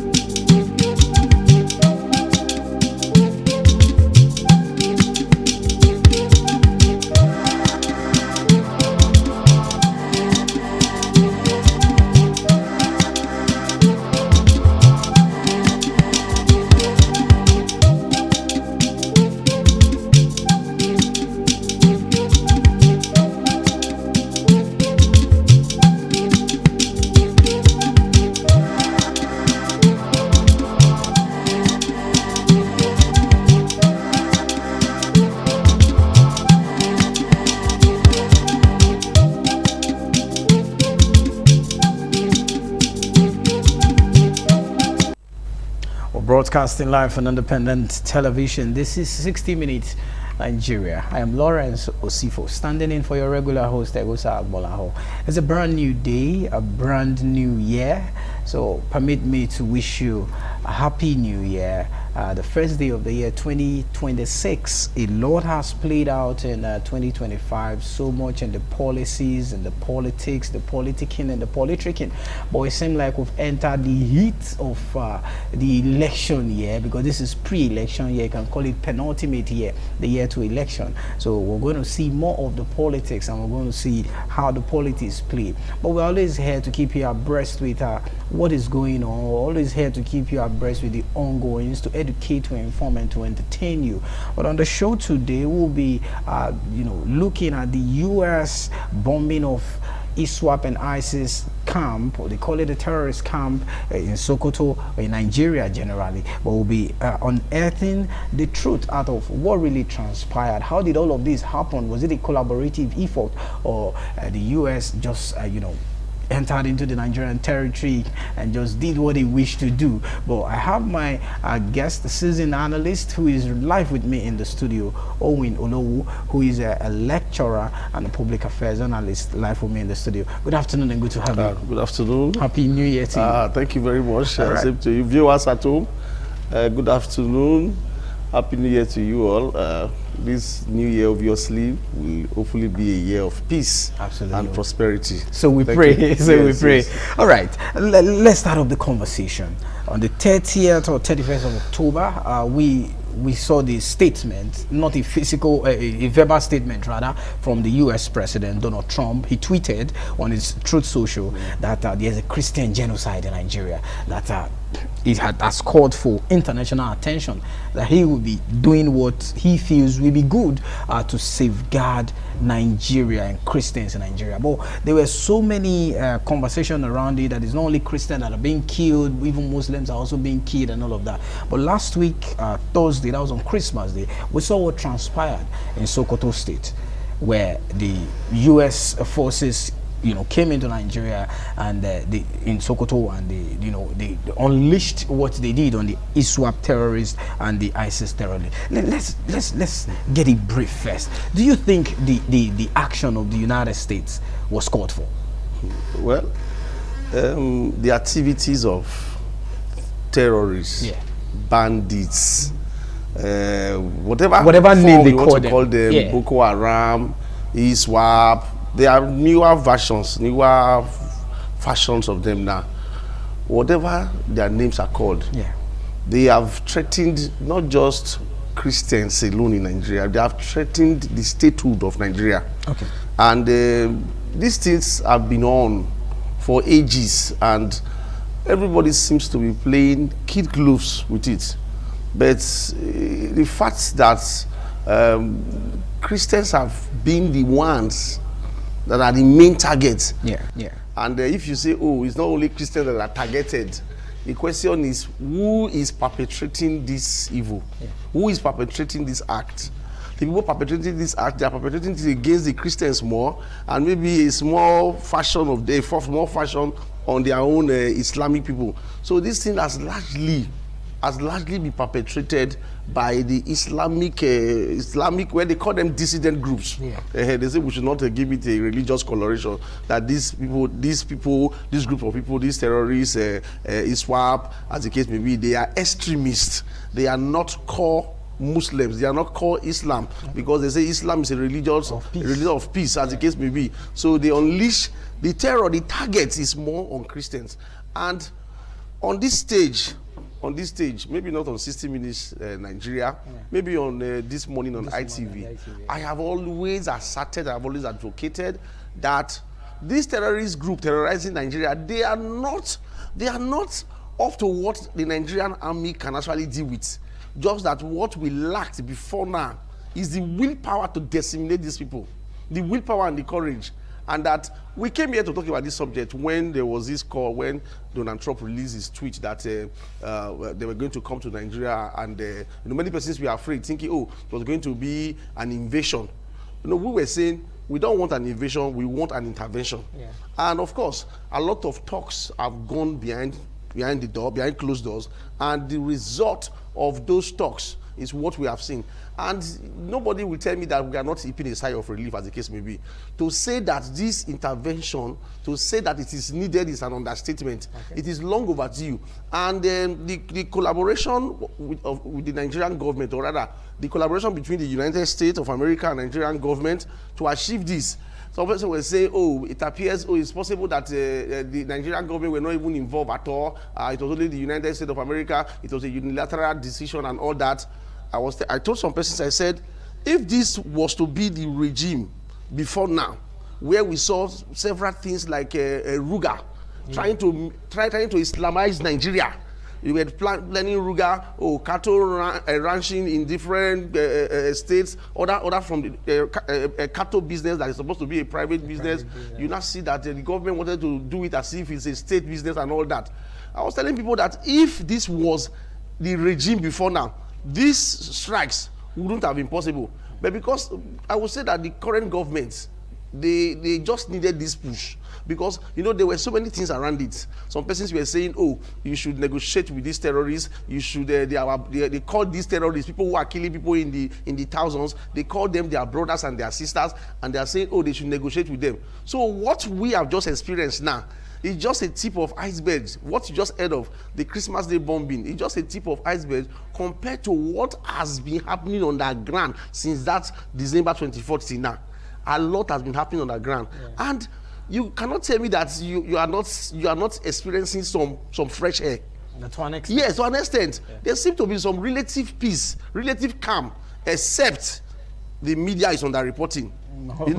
Except because I've also come here to say that the media is an accomplice to what has been happening. The journalists, yes, the media. I'm just saying that for apparent, because of regulations, regulatory body and all that. So the NDC and all that. So NBC rather. So the media may be underreporting something so that they don't paint Nigeria in bad light. To the world. So that Nigeria, that we had genocide in Nigeria before now, it's an understatement. The killings were becoming so much that even those of us who live in the metropolis, we are no longer feeling safe, to say the least. Because the day was getting closer, they were closing in on all of us. So that the United States of America, the pontoons of the United States of America, the President of the United States of America heard our cry and came to our rescue and intervened in the situation. They didn't even come into Nigeria. They didn't come. They from the Gulf of Guinea. They launched that Tucano bomb, and then that can even travel 1,000 kilometers away. The other day I saw the police went to the site of the bombardment, and they were excavating body. You see dismembered bodies. I don't know if you saw that clip. I did. Dismember. So that is what saved them. At least they have dismembered. I saw only heads. So they said they will go to heaven, and they will give them 72 virgins. I wonder how they are going to be able to address those 72 virgins. So to say that the intervention is timely, because the Nigerian state, it was a threat to the Nigerian state. It was a threat to Islamize Nigeria. It was a threat to all of us. none of us were safe anymore because they were actually gaining ground. They were taking territories. In fact, in a whole state, I think in Zamfara state or one of the states in the north, they have practically the only region or the only area that was not left in the hands of the government was like the state capital. All the suburbs, all the local governments, even to the extent that the local government chairman has even gone into truce with these terrorists. They are paying them money once they get allocation, they give them their cut. So to say that this intervention, to be very honest with you, the intervention is very timely, and we want to, whatever the people have been speculating, they say, oh, there's an under two, the USA, they have a, what is it called? They have something they want to benefit. They are eyeing this one, they are eyeing this one. For me, I think that is bullshit. There's so much speculation. It's speculation. Like on the issue of, we cannot really give so much details about the military intervention so far, except the ones we are told. When I saw the topic on hating the truth, we can only come here and talk about the things that has been reported. When you talk about military intervention, it's a confidential operation. Highly confidential. They cannot give you the details of what is happening, of what is going to happen, because their security. Yes, because I think during the time of Goodluck Jonathan actually approached a private security firm to help with the issues of then Boko Haram was just springing up at that time. And when the man later was doing a documentary after that Jonathan's time, there was a time the man was doing the shift that was the white man that was employed, that contracted to help stamp out Boko Haram. He said when they gather intelligence and then they say, okay, they want to launch out, they want to go to the enclaves of these military people, and they want to go and gas them, you know, they want to go and gas them out. Then before you know that, when they will get there the following day, they will see that the military people, the militants, the kidnappers, the bandits, the terrorists, they're already wearing nose masks, gas masks. Wow. Yes. To protect themselves. Meaning information has gotten to them that they're going to use gas to eliminate them. So in cases like this, a lot of secret is involved. And I can tell you for free that since that airstrike of Thursday, a lot has still been going on. In fact, yes, on the ground. And if you pay attention to news from the north, you see that even, I think there was one recently, Amateku intercepted some terrorists, some Boko Haram people that were fleeing from the north and all that. In fact, all the borders around us, those countries bordering us, they have intensified security along the border because these terrorists are fleeing. They are fleeing because they don't really have, because that's Sokoto. Not many of us even knew that anything was happening. Exactly. That is because not many of us knew. All our interest was that it is Borno, Zamfara, and Adamawa, Yobe, and all that. And then recently, Taraba, Benue, rather. That was, whereas the headquarter is in Sokoto. Their intelligence headquarter, where they plan and then they unleash, they strike, has been in Sokoto all along. But due to military intelligence shared by the United States of America and Nigeria, we were able to bomb those enclaves, and we have had we have heaped some sigh of relief, because from that Thursday till now, I've been paying attention to the news. You will not heard anything. We've not heard anything. Even, to be very honest with you, Seth, it appears even the kidnapping reduced. The kidnapping in the south that we used to hear, terrorizing communities around. I said, these people, it's a network. That's true. It's a network. Apparently, they have been able to trigger themselves, and they are on the run. All of them. Because when you see these people that are carrying out this act, they are they look so impoverished. I'm talking about the kidnappers now. And they demand large ransom. Use some of money, you will be wondering. And so in most cases, even the government sometimes pay money to them. Though the government will come out and deny that they don't pay any money ahead, that they don't release them like that. Especially when they kidnap a large number of people from schools and all that. When they get this money, the people who are sponsoring them, they are just behind, feeding fat on these ones, the food soldiers. Those people doing the sponsoring, paying the money, those ones cannot come out They can't come out because they don't have what it takes to come out and do what those guys are doing. I don't know if you also saw this one. I think one of the governors, one bad, the governor of Niger State, Bago, yeah, he has been Niger Niger State. He has been denied. He has been fingered. Yeah. As one of the financiers of those guys. Well, he will always deny it. What he said now, well, me, I don't know. Yeah. He has been fingered. I think the onus is on the government to prove the case beyond reasonable doubt with a lot of facts. Yeah. Because when you're talking about truth has to do with facts and evidence. Evidence, not just men saying. And the man is alleging that, it is because he has refused to join the APC. That is why they are after him. Trying to so some political undertones. Exactly, that's what he's saying. So the onus is on the government because, like many of the Zamfara State governor and even the Borno State governor before now will tell you that they know where these terrorists are. Yeah, even Gumi no, leave that one. That one we meet his Waterloo. That one is like the Sheikh Gumi is not the Sheikh Gumi. Yeah. The Sheikh Gumi, the Islamic cleric that is more like I don't know what to call it, a mediator, an advocate for these people. He said he meets with the guys, he talks to them. Yes. So besides Sheikh Gumi, let's leave Sheikh Gumi out of it now. I'm talking about those in government. Okay. Before now, they have always told you that they know where these guys are, that they know where they are at any time. See, but the challenge is you now ask yourself. You know where these guys are. Then what is stopping you from going after them? Now, yes, before now I've always tried to. Okay, I think we'll have to go on a short break. Okay. Let's take a short break on the show. We'll continue the conversation shortly. Stay with us.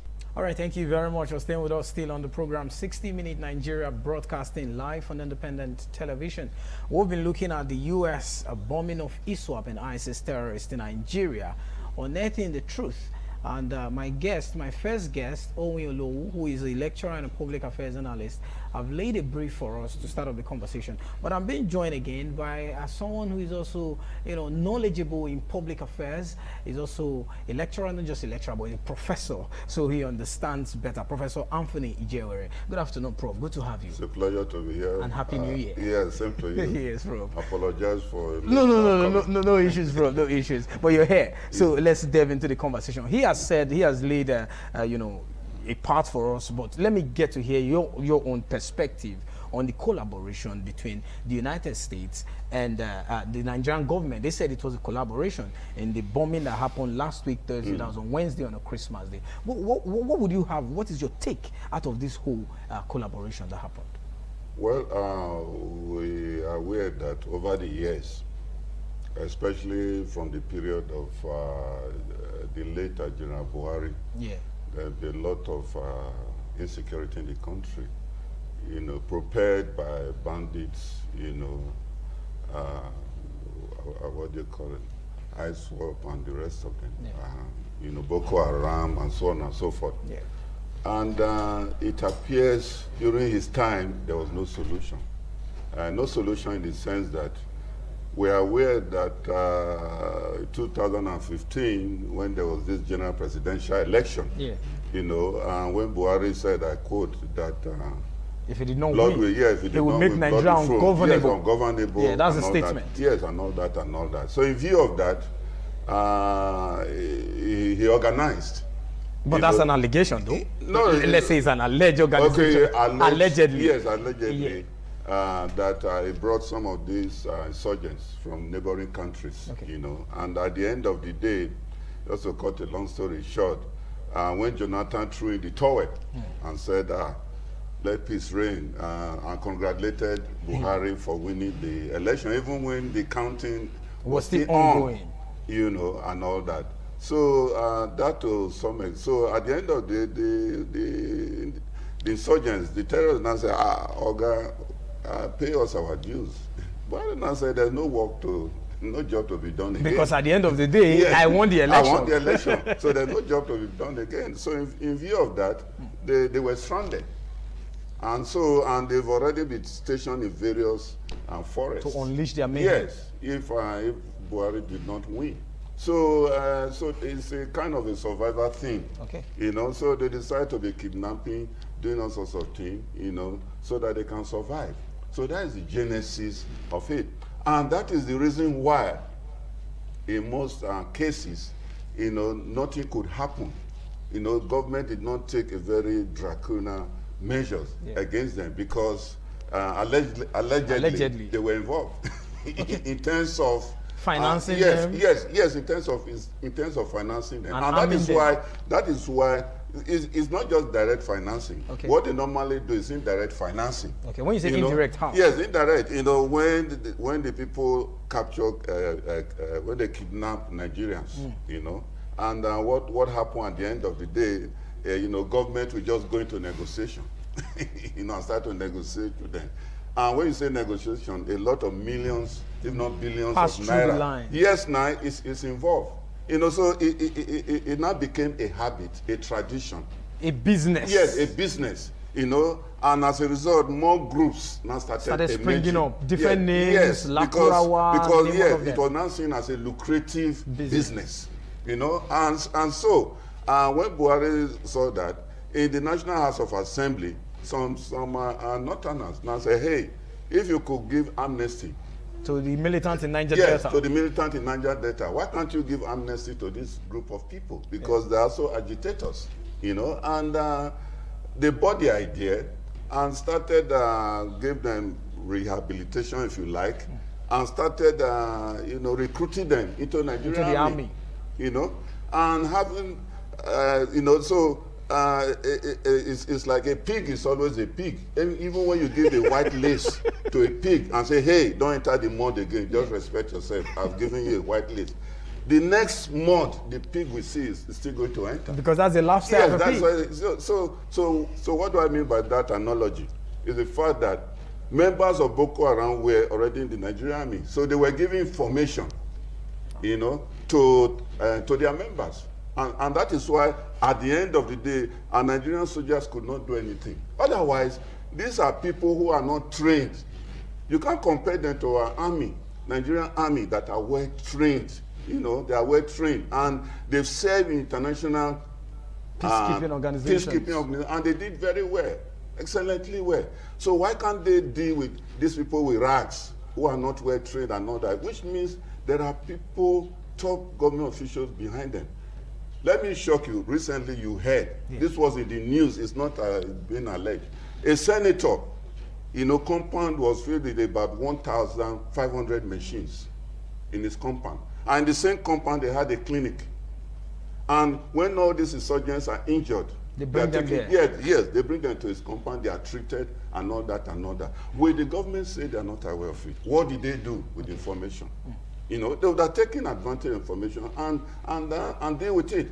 What about Shegumi, who were aware anytime the insurgents are in trouble, he comes out, instead of him to criticize, he start looking for a way to encourage them by saying government should leave them. For example, what US did recently in Sokoto, instead of him to applaud it and say, hey, the American people did very well. Rather, he was saying, no, the Americans are enemies. They are not supposed to do such a thing. Rather, government is supposed to call them and dialogue with them. When it's so obvious, in international relations, terrorism, you wipe them out. Okay. You wipe out terrorists. You don't negotiate with terrorists because you're encouraging it. You're encouraging it. And that perhaps explain the reason why government have to collaborate.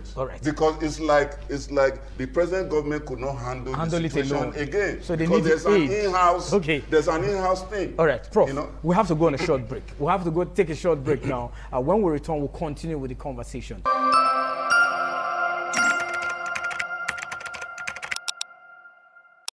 All right, thank you so much for staying with us still on the program 60 Minute Nigeria, broadcasting live on independent television. So we've been looking at the collaboration, if you want to call it, between the US government and the Nigerian government in bombing of ISWAP and ISIS terrorists in Nigeria, trying to unearth the truth out of what happened last week, Wednesday. My guests are still here: Owen Olowu, a lecturer and a public affairs analyst, and Professor Anthony Jewere, also a lecturer and a public affairs analyst. So, Prof, you were making a point before we went on that. Yes. Let me allow you to finally land down before I come to yes. So like I was saying, there's already a scenario on ground. Yeah. Are you getting it? So it's like President Tinubu came and inherited liability. A bigger liability. Yes, a bigger liability. What do I mean by that? The military have already been polluted. The Nigerian military have already been polluted by the background story I just gave to you. Already been polluted. So there's nothing he can do to solve the problem, because all efforts since he came to power, to solve this problem, insurgency, insecurity in the country, prove abortive. Okay. Because there's internal sabotage. Inside the military? Yes, inside the military. All right? And that is why the retired General Musa. Yeah, Christopher Musa. Yes, Christopher Musa. Because he saw that this man is a performer, irrespective of the fact that he has retired, he brought him back. Because he wants somebody to do something to stop this insecurity in the country. Okay. And international law, by the grace of God, is allowed. Yes, sure. That you can assist a country that having problem with insecurity. Because international law is not looked, the country directly involved is not seen as the only person that is suffering from insecurity. Yeah, because it's a global. Yeah, it's a global thing. Why? Terrorism is a global thing. Why? Because like Nigeria, they have all sorts of embassies in various countries. Yeah. Are you getting me? Embassy from various, including American embassy. Yes. Okay. United Nations, they're also there. And still remember what happened some years ago. When they bombed the UN embassy in Abuja. Yes, in Abuja. So it's not just Nigeria per se. So that is why President Trump was looking at it from global perspective. Okay. Not just the Nigerian perspective, from global perspective. Because not just Nigeria or American citizens going to affect. Okay. It can affect all of that. You know how these Islamic fundamentalists operate. The moment they see that even a country having a sympathy, the country did not even invade them. The moment you have a sympathy with the so-called oppressors, like US, Britain, and the rest, they attack such a country. Oh. So in view of that, Tinubu was not out of order when he allowed the US to invade, the hideout of these terrorists. Okay. Though some argued that he's not even aware. It's after the whole We're going to talk about that. The whole thing has been done before it was informed. Okay. But whatever it is, okay, there's a green light at the end of the tunnel. All right. Owen, let me come to you. This issue is an issue that has been on the public domain, because the next question will be, do you think this was a collaboration between the US government and the Nigerian government? Because like he said, I also have that question I had before, because a lot of people are saying the Nigerian government were not even aware that the US government were in Nigeria already to carry out that strike in Sokoto. Do you foresee a collaboration, or they took us unawares? It's something I tried as much as possible to avoid. Why did you say so? To avoid speculation. Okay. I tried to avoid hearsay. I like facts. More so, the topic that we are discussing today is about unearthing the truth. And what is truth? Truth is based on facts. Yeah. So when you say you heard people say, people can say anything. But regardless, when you see a snake, whichever way you kill the snake, in as much as the snake dies, the bottom line is that the snake is dead. So when you hear people speculate because they don't have any facts, they don't have any evidence to say that there was no collaboration between Nigeria and the United States before they bombed Sokoto. You know what it means to invade another country's airspace. I also know that the United States has aircraft that can enter an airspace undetected. Sophisticated because they've done that before. When they move they one can enter citizen, and then you will not detect. And also too, like I earlier posited, it's in the news. These Tucano bombs that were launched from the sea, from the Gulf of Guinea, the Atlantic Ocean, as in almost 1,000 kilometers away, and dropped. What they call precision bomb. It hit the target without missing the target. Yes, it's a GPS signal and everything. It hit the target with very, I don't think there's no error. So what that Tinubu is aware, Tinubu is not aware, it is not for us to say. Okay. Now the government of the United States, the office of the president, the Pontus, of President of the United States of America has come up to say that there was collaboration between them and Nigerian government. So what are we to be saying there was no collaboration? Okay. Because when people talk, I just look at them because I don't like to speculate, because something that you cannot substantiate, you should desist from saying it. True. So the thing is that the only thing I want to say here is that I want to commend President Bola Ahmed Tinubu for having the courage, because if this thing had happened under Buhari, I am very sure that Buhari would have blocked it. Oh, yes. Because why? Yes, Buhari, because if there was no nod, there was no, this was the push that President Buhari, President Bola Ahmed Tinubu needed. But President Bola Ahmed Tinubu actually meant well to tamper insecurity, because no country can prosper in this with this security. And we were talking about, like, why are they interested in our security? Why are they interested in helping us to stamp out insecurity? My brother, Nigeria is a country of over 200 million people. Yeah.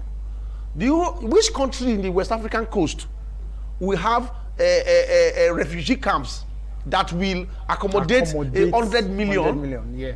If there was crisis, there is war in Nigeria, for instance. So their intervention is very timely, and I want to tell you for free that that was just the right. You will see they've gone out on these terrorists, these ISWAP people, ISIS people, whatever their name is. I don't even want to care. They've gone out on them. They've been generalized now as a terrorist group. Yes, terrorist group. Do you know that they are even begging to negotiate now? That they should come, that the government should come and talk. The next stage we are in now is that these terrorist groups and now they are begging government to come to the table so that they can talk now. And it will be foolish. I don't think this government will stoop to that point to come and negotiate. A lot was involved in pre-US intervention in this matter. True. A lot. Because if the president go too hard on these people, they can even kill him in Aso Rock. Because many of these people who are sponsoring terrorism, they are even in his government. They are even ministers. They are ministers. People are even speculating that, you know that way a moment ago when the current vice president was a senator, a governor in Borno State, that it was in his house. Kabir Sokoto went to hide when they were looking for him. Yes. The man that did that Mandela bombing in 2004, thereabout. Yeah. It was in his house that the man went to hide. And it was proved. I don't know. I told you I don't like to speculate. I said I heard though that they said. So what I'm trying to say is that the people who are surrounding the president of this nation, they are sympathizers. And what if I tell you that? What if we see like Sheikh Gumi is playing to the gallery? Okay. Sheikh Gumi, what if he's playing to the gallery? What I mean is this: what if Sheikh Gumi just taking sides with these militants, with these terrorists, because he has seen prior to now that the Nigerian government does not have the willpower to exterminate them. Yeah. Many of us can be friends with thieves. Absolutely. Because we just maybe you have a choice. You're gaining out of them, you say, let me not be friends with the thief. Yeah. You know he's stealing, though. Yeah. You don't have the courage to speak truth to this thief, because you yourself, you don't have what it takes to protect yourself from the thief. And the state that's supposed to protect you, the state yes, somehow. So Sheikh Gumi may just be playing to the gallery. Let me just support these people and gain some relevance in the process and all that. Or Sheikh Gumi again, because of the religious fanatics, an extremist, and of course anything that anti-US. You know, he was saying that President Tinubu would have sought help from the United States, from Turkey, Palestine, or Pakistan, and maybe China. I think he mentioned China. He said the US is infidel. Yeah, probably because he don't love the US. No, I don't love because the US is very brutal when it comes to terrorism. Yeah. The US does not handle terrorism with kid glove. So President Tinubu has gotten the nod. Has gotten the nudge from that he needs to kill terrorism. My brother, from now on, we will have peace. I'm just telling you, just because that first bombing, do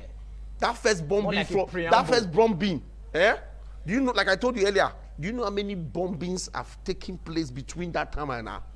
These terrorists, they are on the run. And of course, all those our neighbors, bordering us, they have intensified security in their border. Okay.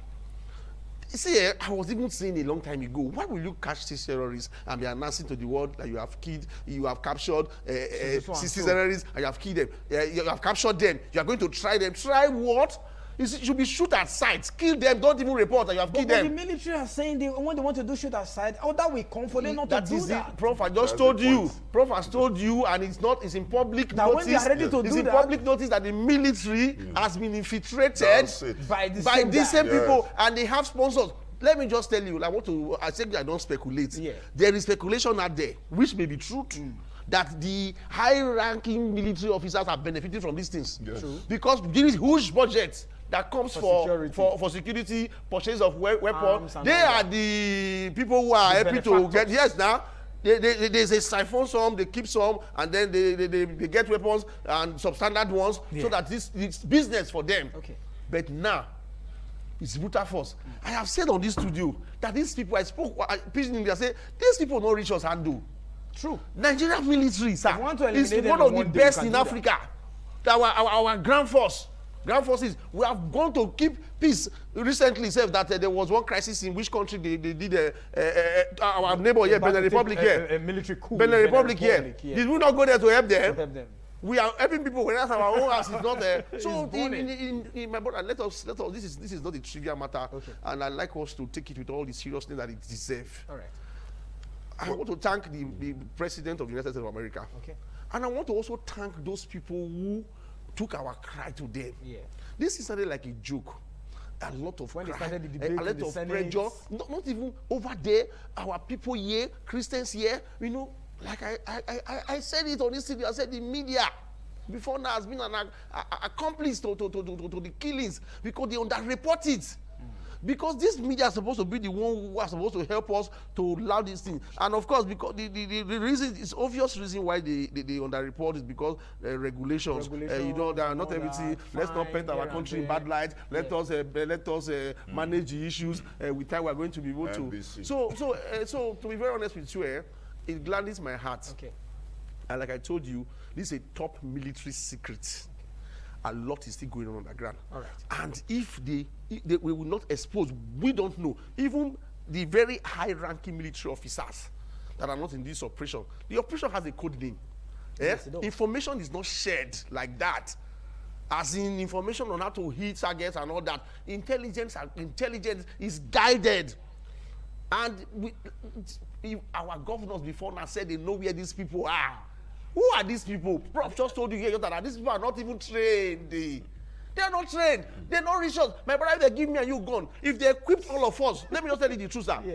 If they equipped all of us, you equip me, give me gun on my street.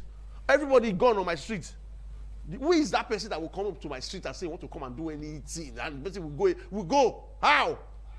Because they have privilege to with weapons, and you think they have power. Tiny boys that if you say keep your gun aside, you will break them. They can't even face you. They can't even face you one-on-one. Who are these people?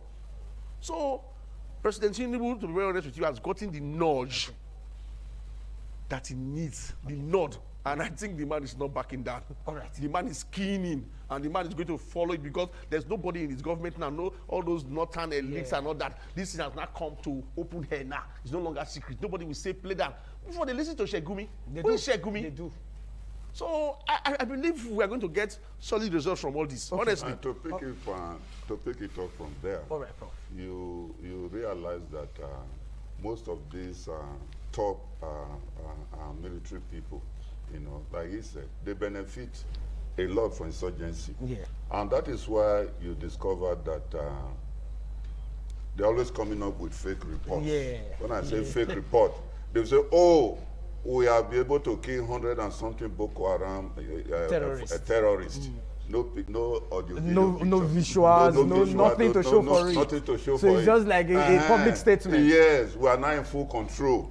Okay, then they will go to Tinubu. We are doing very well. Just increase the budget. You know. Now, why there's speculation, especially when it comes to international conflict resolution, is that, anything to do with security, Yeah. the information is normally not shared. No, not at all. It's not shared It's like routine. that. It's confidential. You could still remember when Eric Moore, the Senate man from US, Yeah. came. Yeah. Yeah. And when he landed in Abuja, the the national security Advisor, NSA, know who about yes, tried to dress him up, dress the whole thing with the dress, presented all the Nigerian bottled water, the good bottled report, water and all that. The man was just laughing. They pretended to be stupid. Of course. If you watch very well, nobody took one of the bottled water to drink. When the American embassy have more details about what is happening, distilled water, clean water, it's like, this is not what we came for. We didn't come to joke here. So they went to the source. They went to bed with salt graves.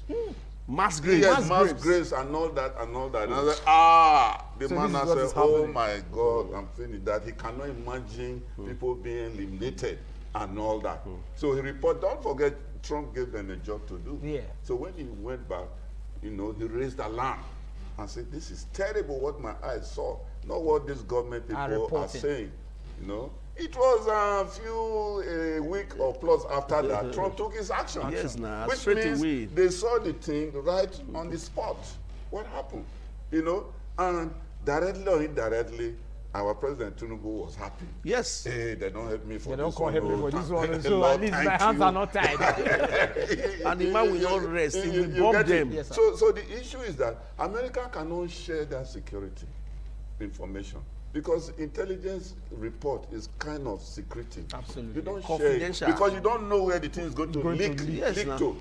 So that gives birth to all the speculations. Yeah.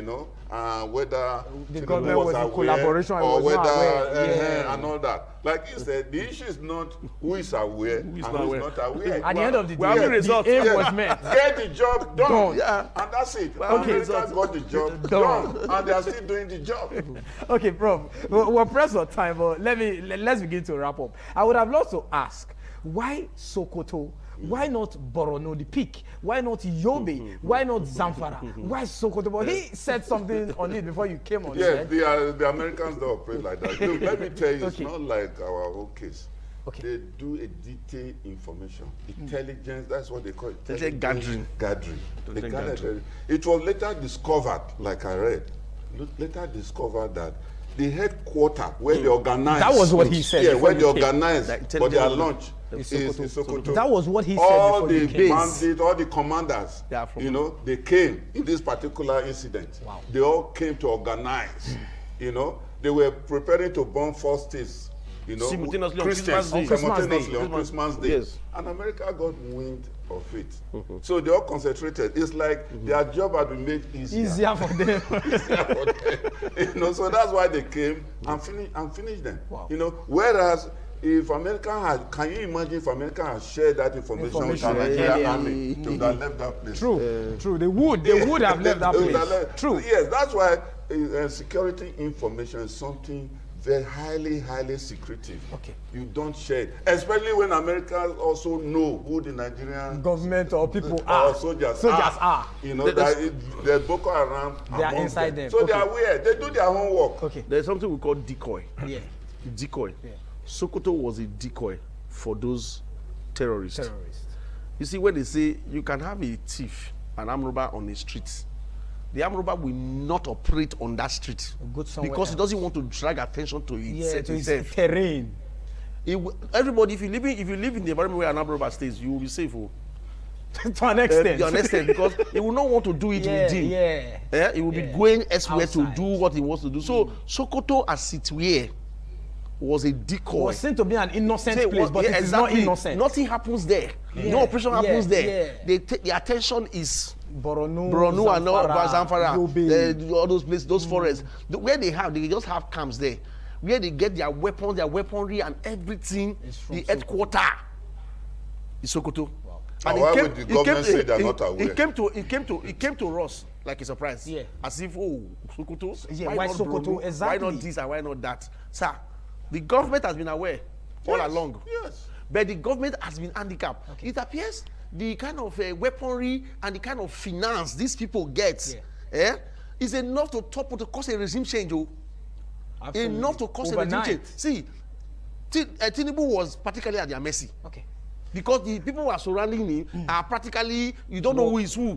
Oh, wait, we're getting pressed for time because we need to go. But our parting shot in one minute. Prof, your parting shot. What should the government do? Should the collaboration continues or it should end here? One minute before we wrap up. The collaboration should continue. Okay. I personally don't trust in sharing intelligence reports. Okay. But I prefer, after America has hit their target in Nigeria, they can tell Tinubu, I think we have we are done. we are done. We've done our job. We've done our job. Okay. Then our Nigerian army can go and do the mop-up exercise. Okay. That is those are the remnants of his insurgents Okay. that are running away. They can go and start blocking them. Okay. They start blocking them. And by the time they do that, the country will be stable. You know why? Because our agricultural products are being affected. Food, in fact, they are the cause of high cost of stuff in the country. Food insecurity. Our GDP, GNP, they are going up because of the activity of insurgency. So it must be wiped out. Okay, Owen, your parting shot. Well, to me, I know that we are in for good times. Okay. And President Tinubu will not back down as it is. And the United States of America, they don't embark on any course and not get it done to the latter. So the only thing I wish to say here is that I'm not President Tinubu, because there's been called for negotiation with these people. The people, they made video and they're asking for negotiation. Okay. I know that we will not grant them that privilege, and they should go all out for them. And you know, when they changed the Minister of Defense recently, we knew that they were ready now. Okay. And what made them to even choose that man was because of the pressure from the United States. Yeah, no, the antecedent of the man that he has done before, and also to the pressure. Okay. They now saw that it's not time to be serious. Absolutely. And they chose that man, and we are seeing results. And we know that, of course, we're in for good times. We're going to experience peace in this country. Thank you very much, Owen Olowu. Thank you for coming. Prof, also, we thank you for joining us on the program. That's the start of our package on the show. Next week, your regular host, Egosa Agbola, definitely will be back on the program. I'm Lawrence Osifo. We'll still continue to wish you a prosperous New Year 2026. Bye for now.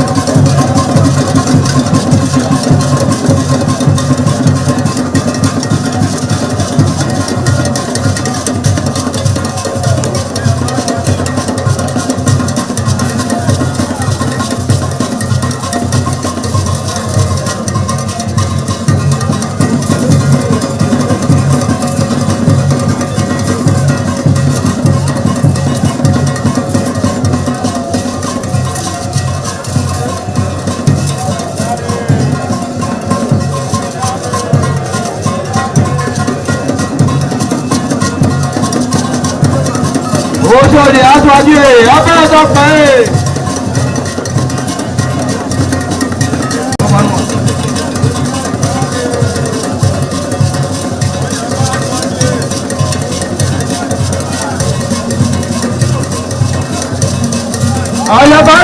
I'm going to talk for it.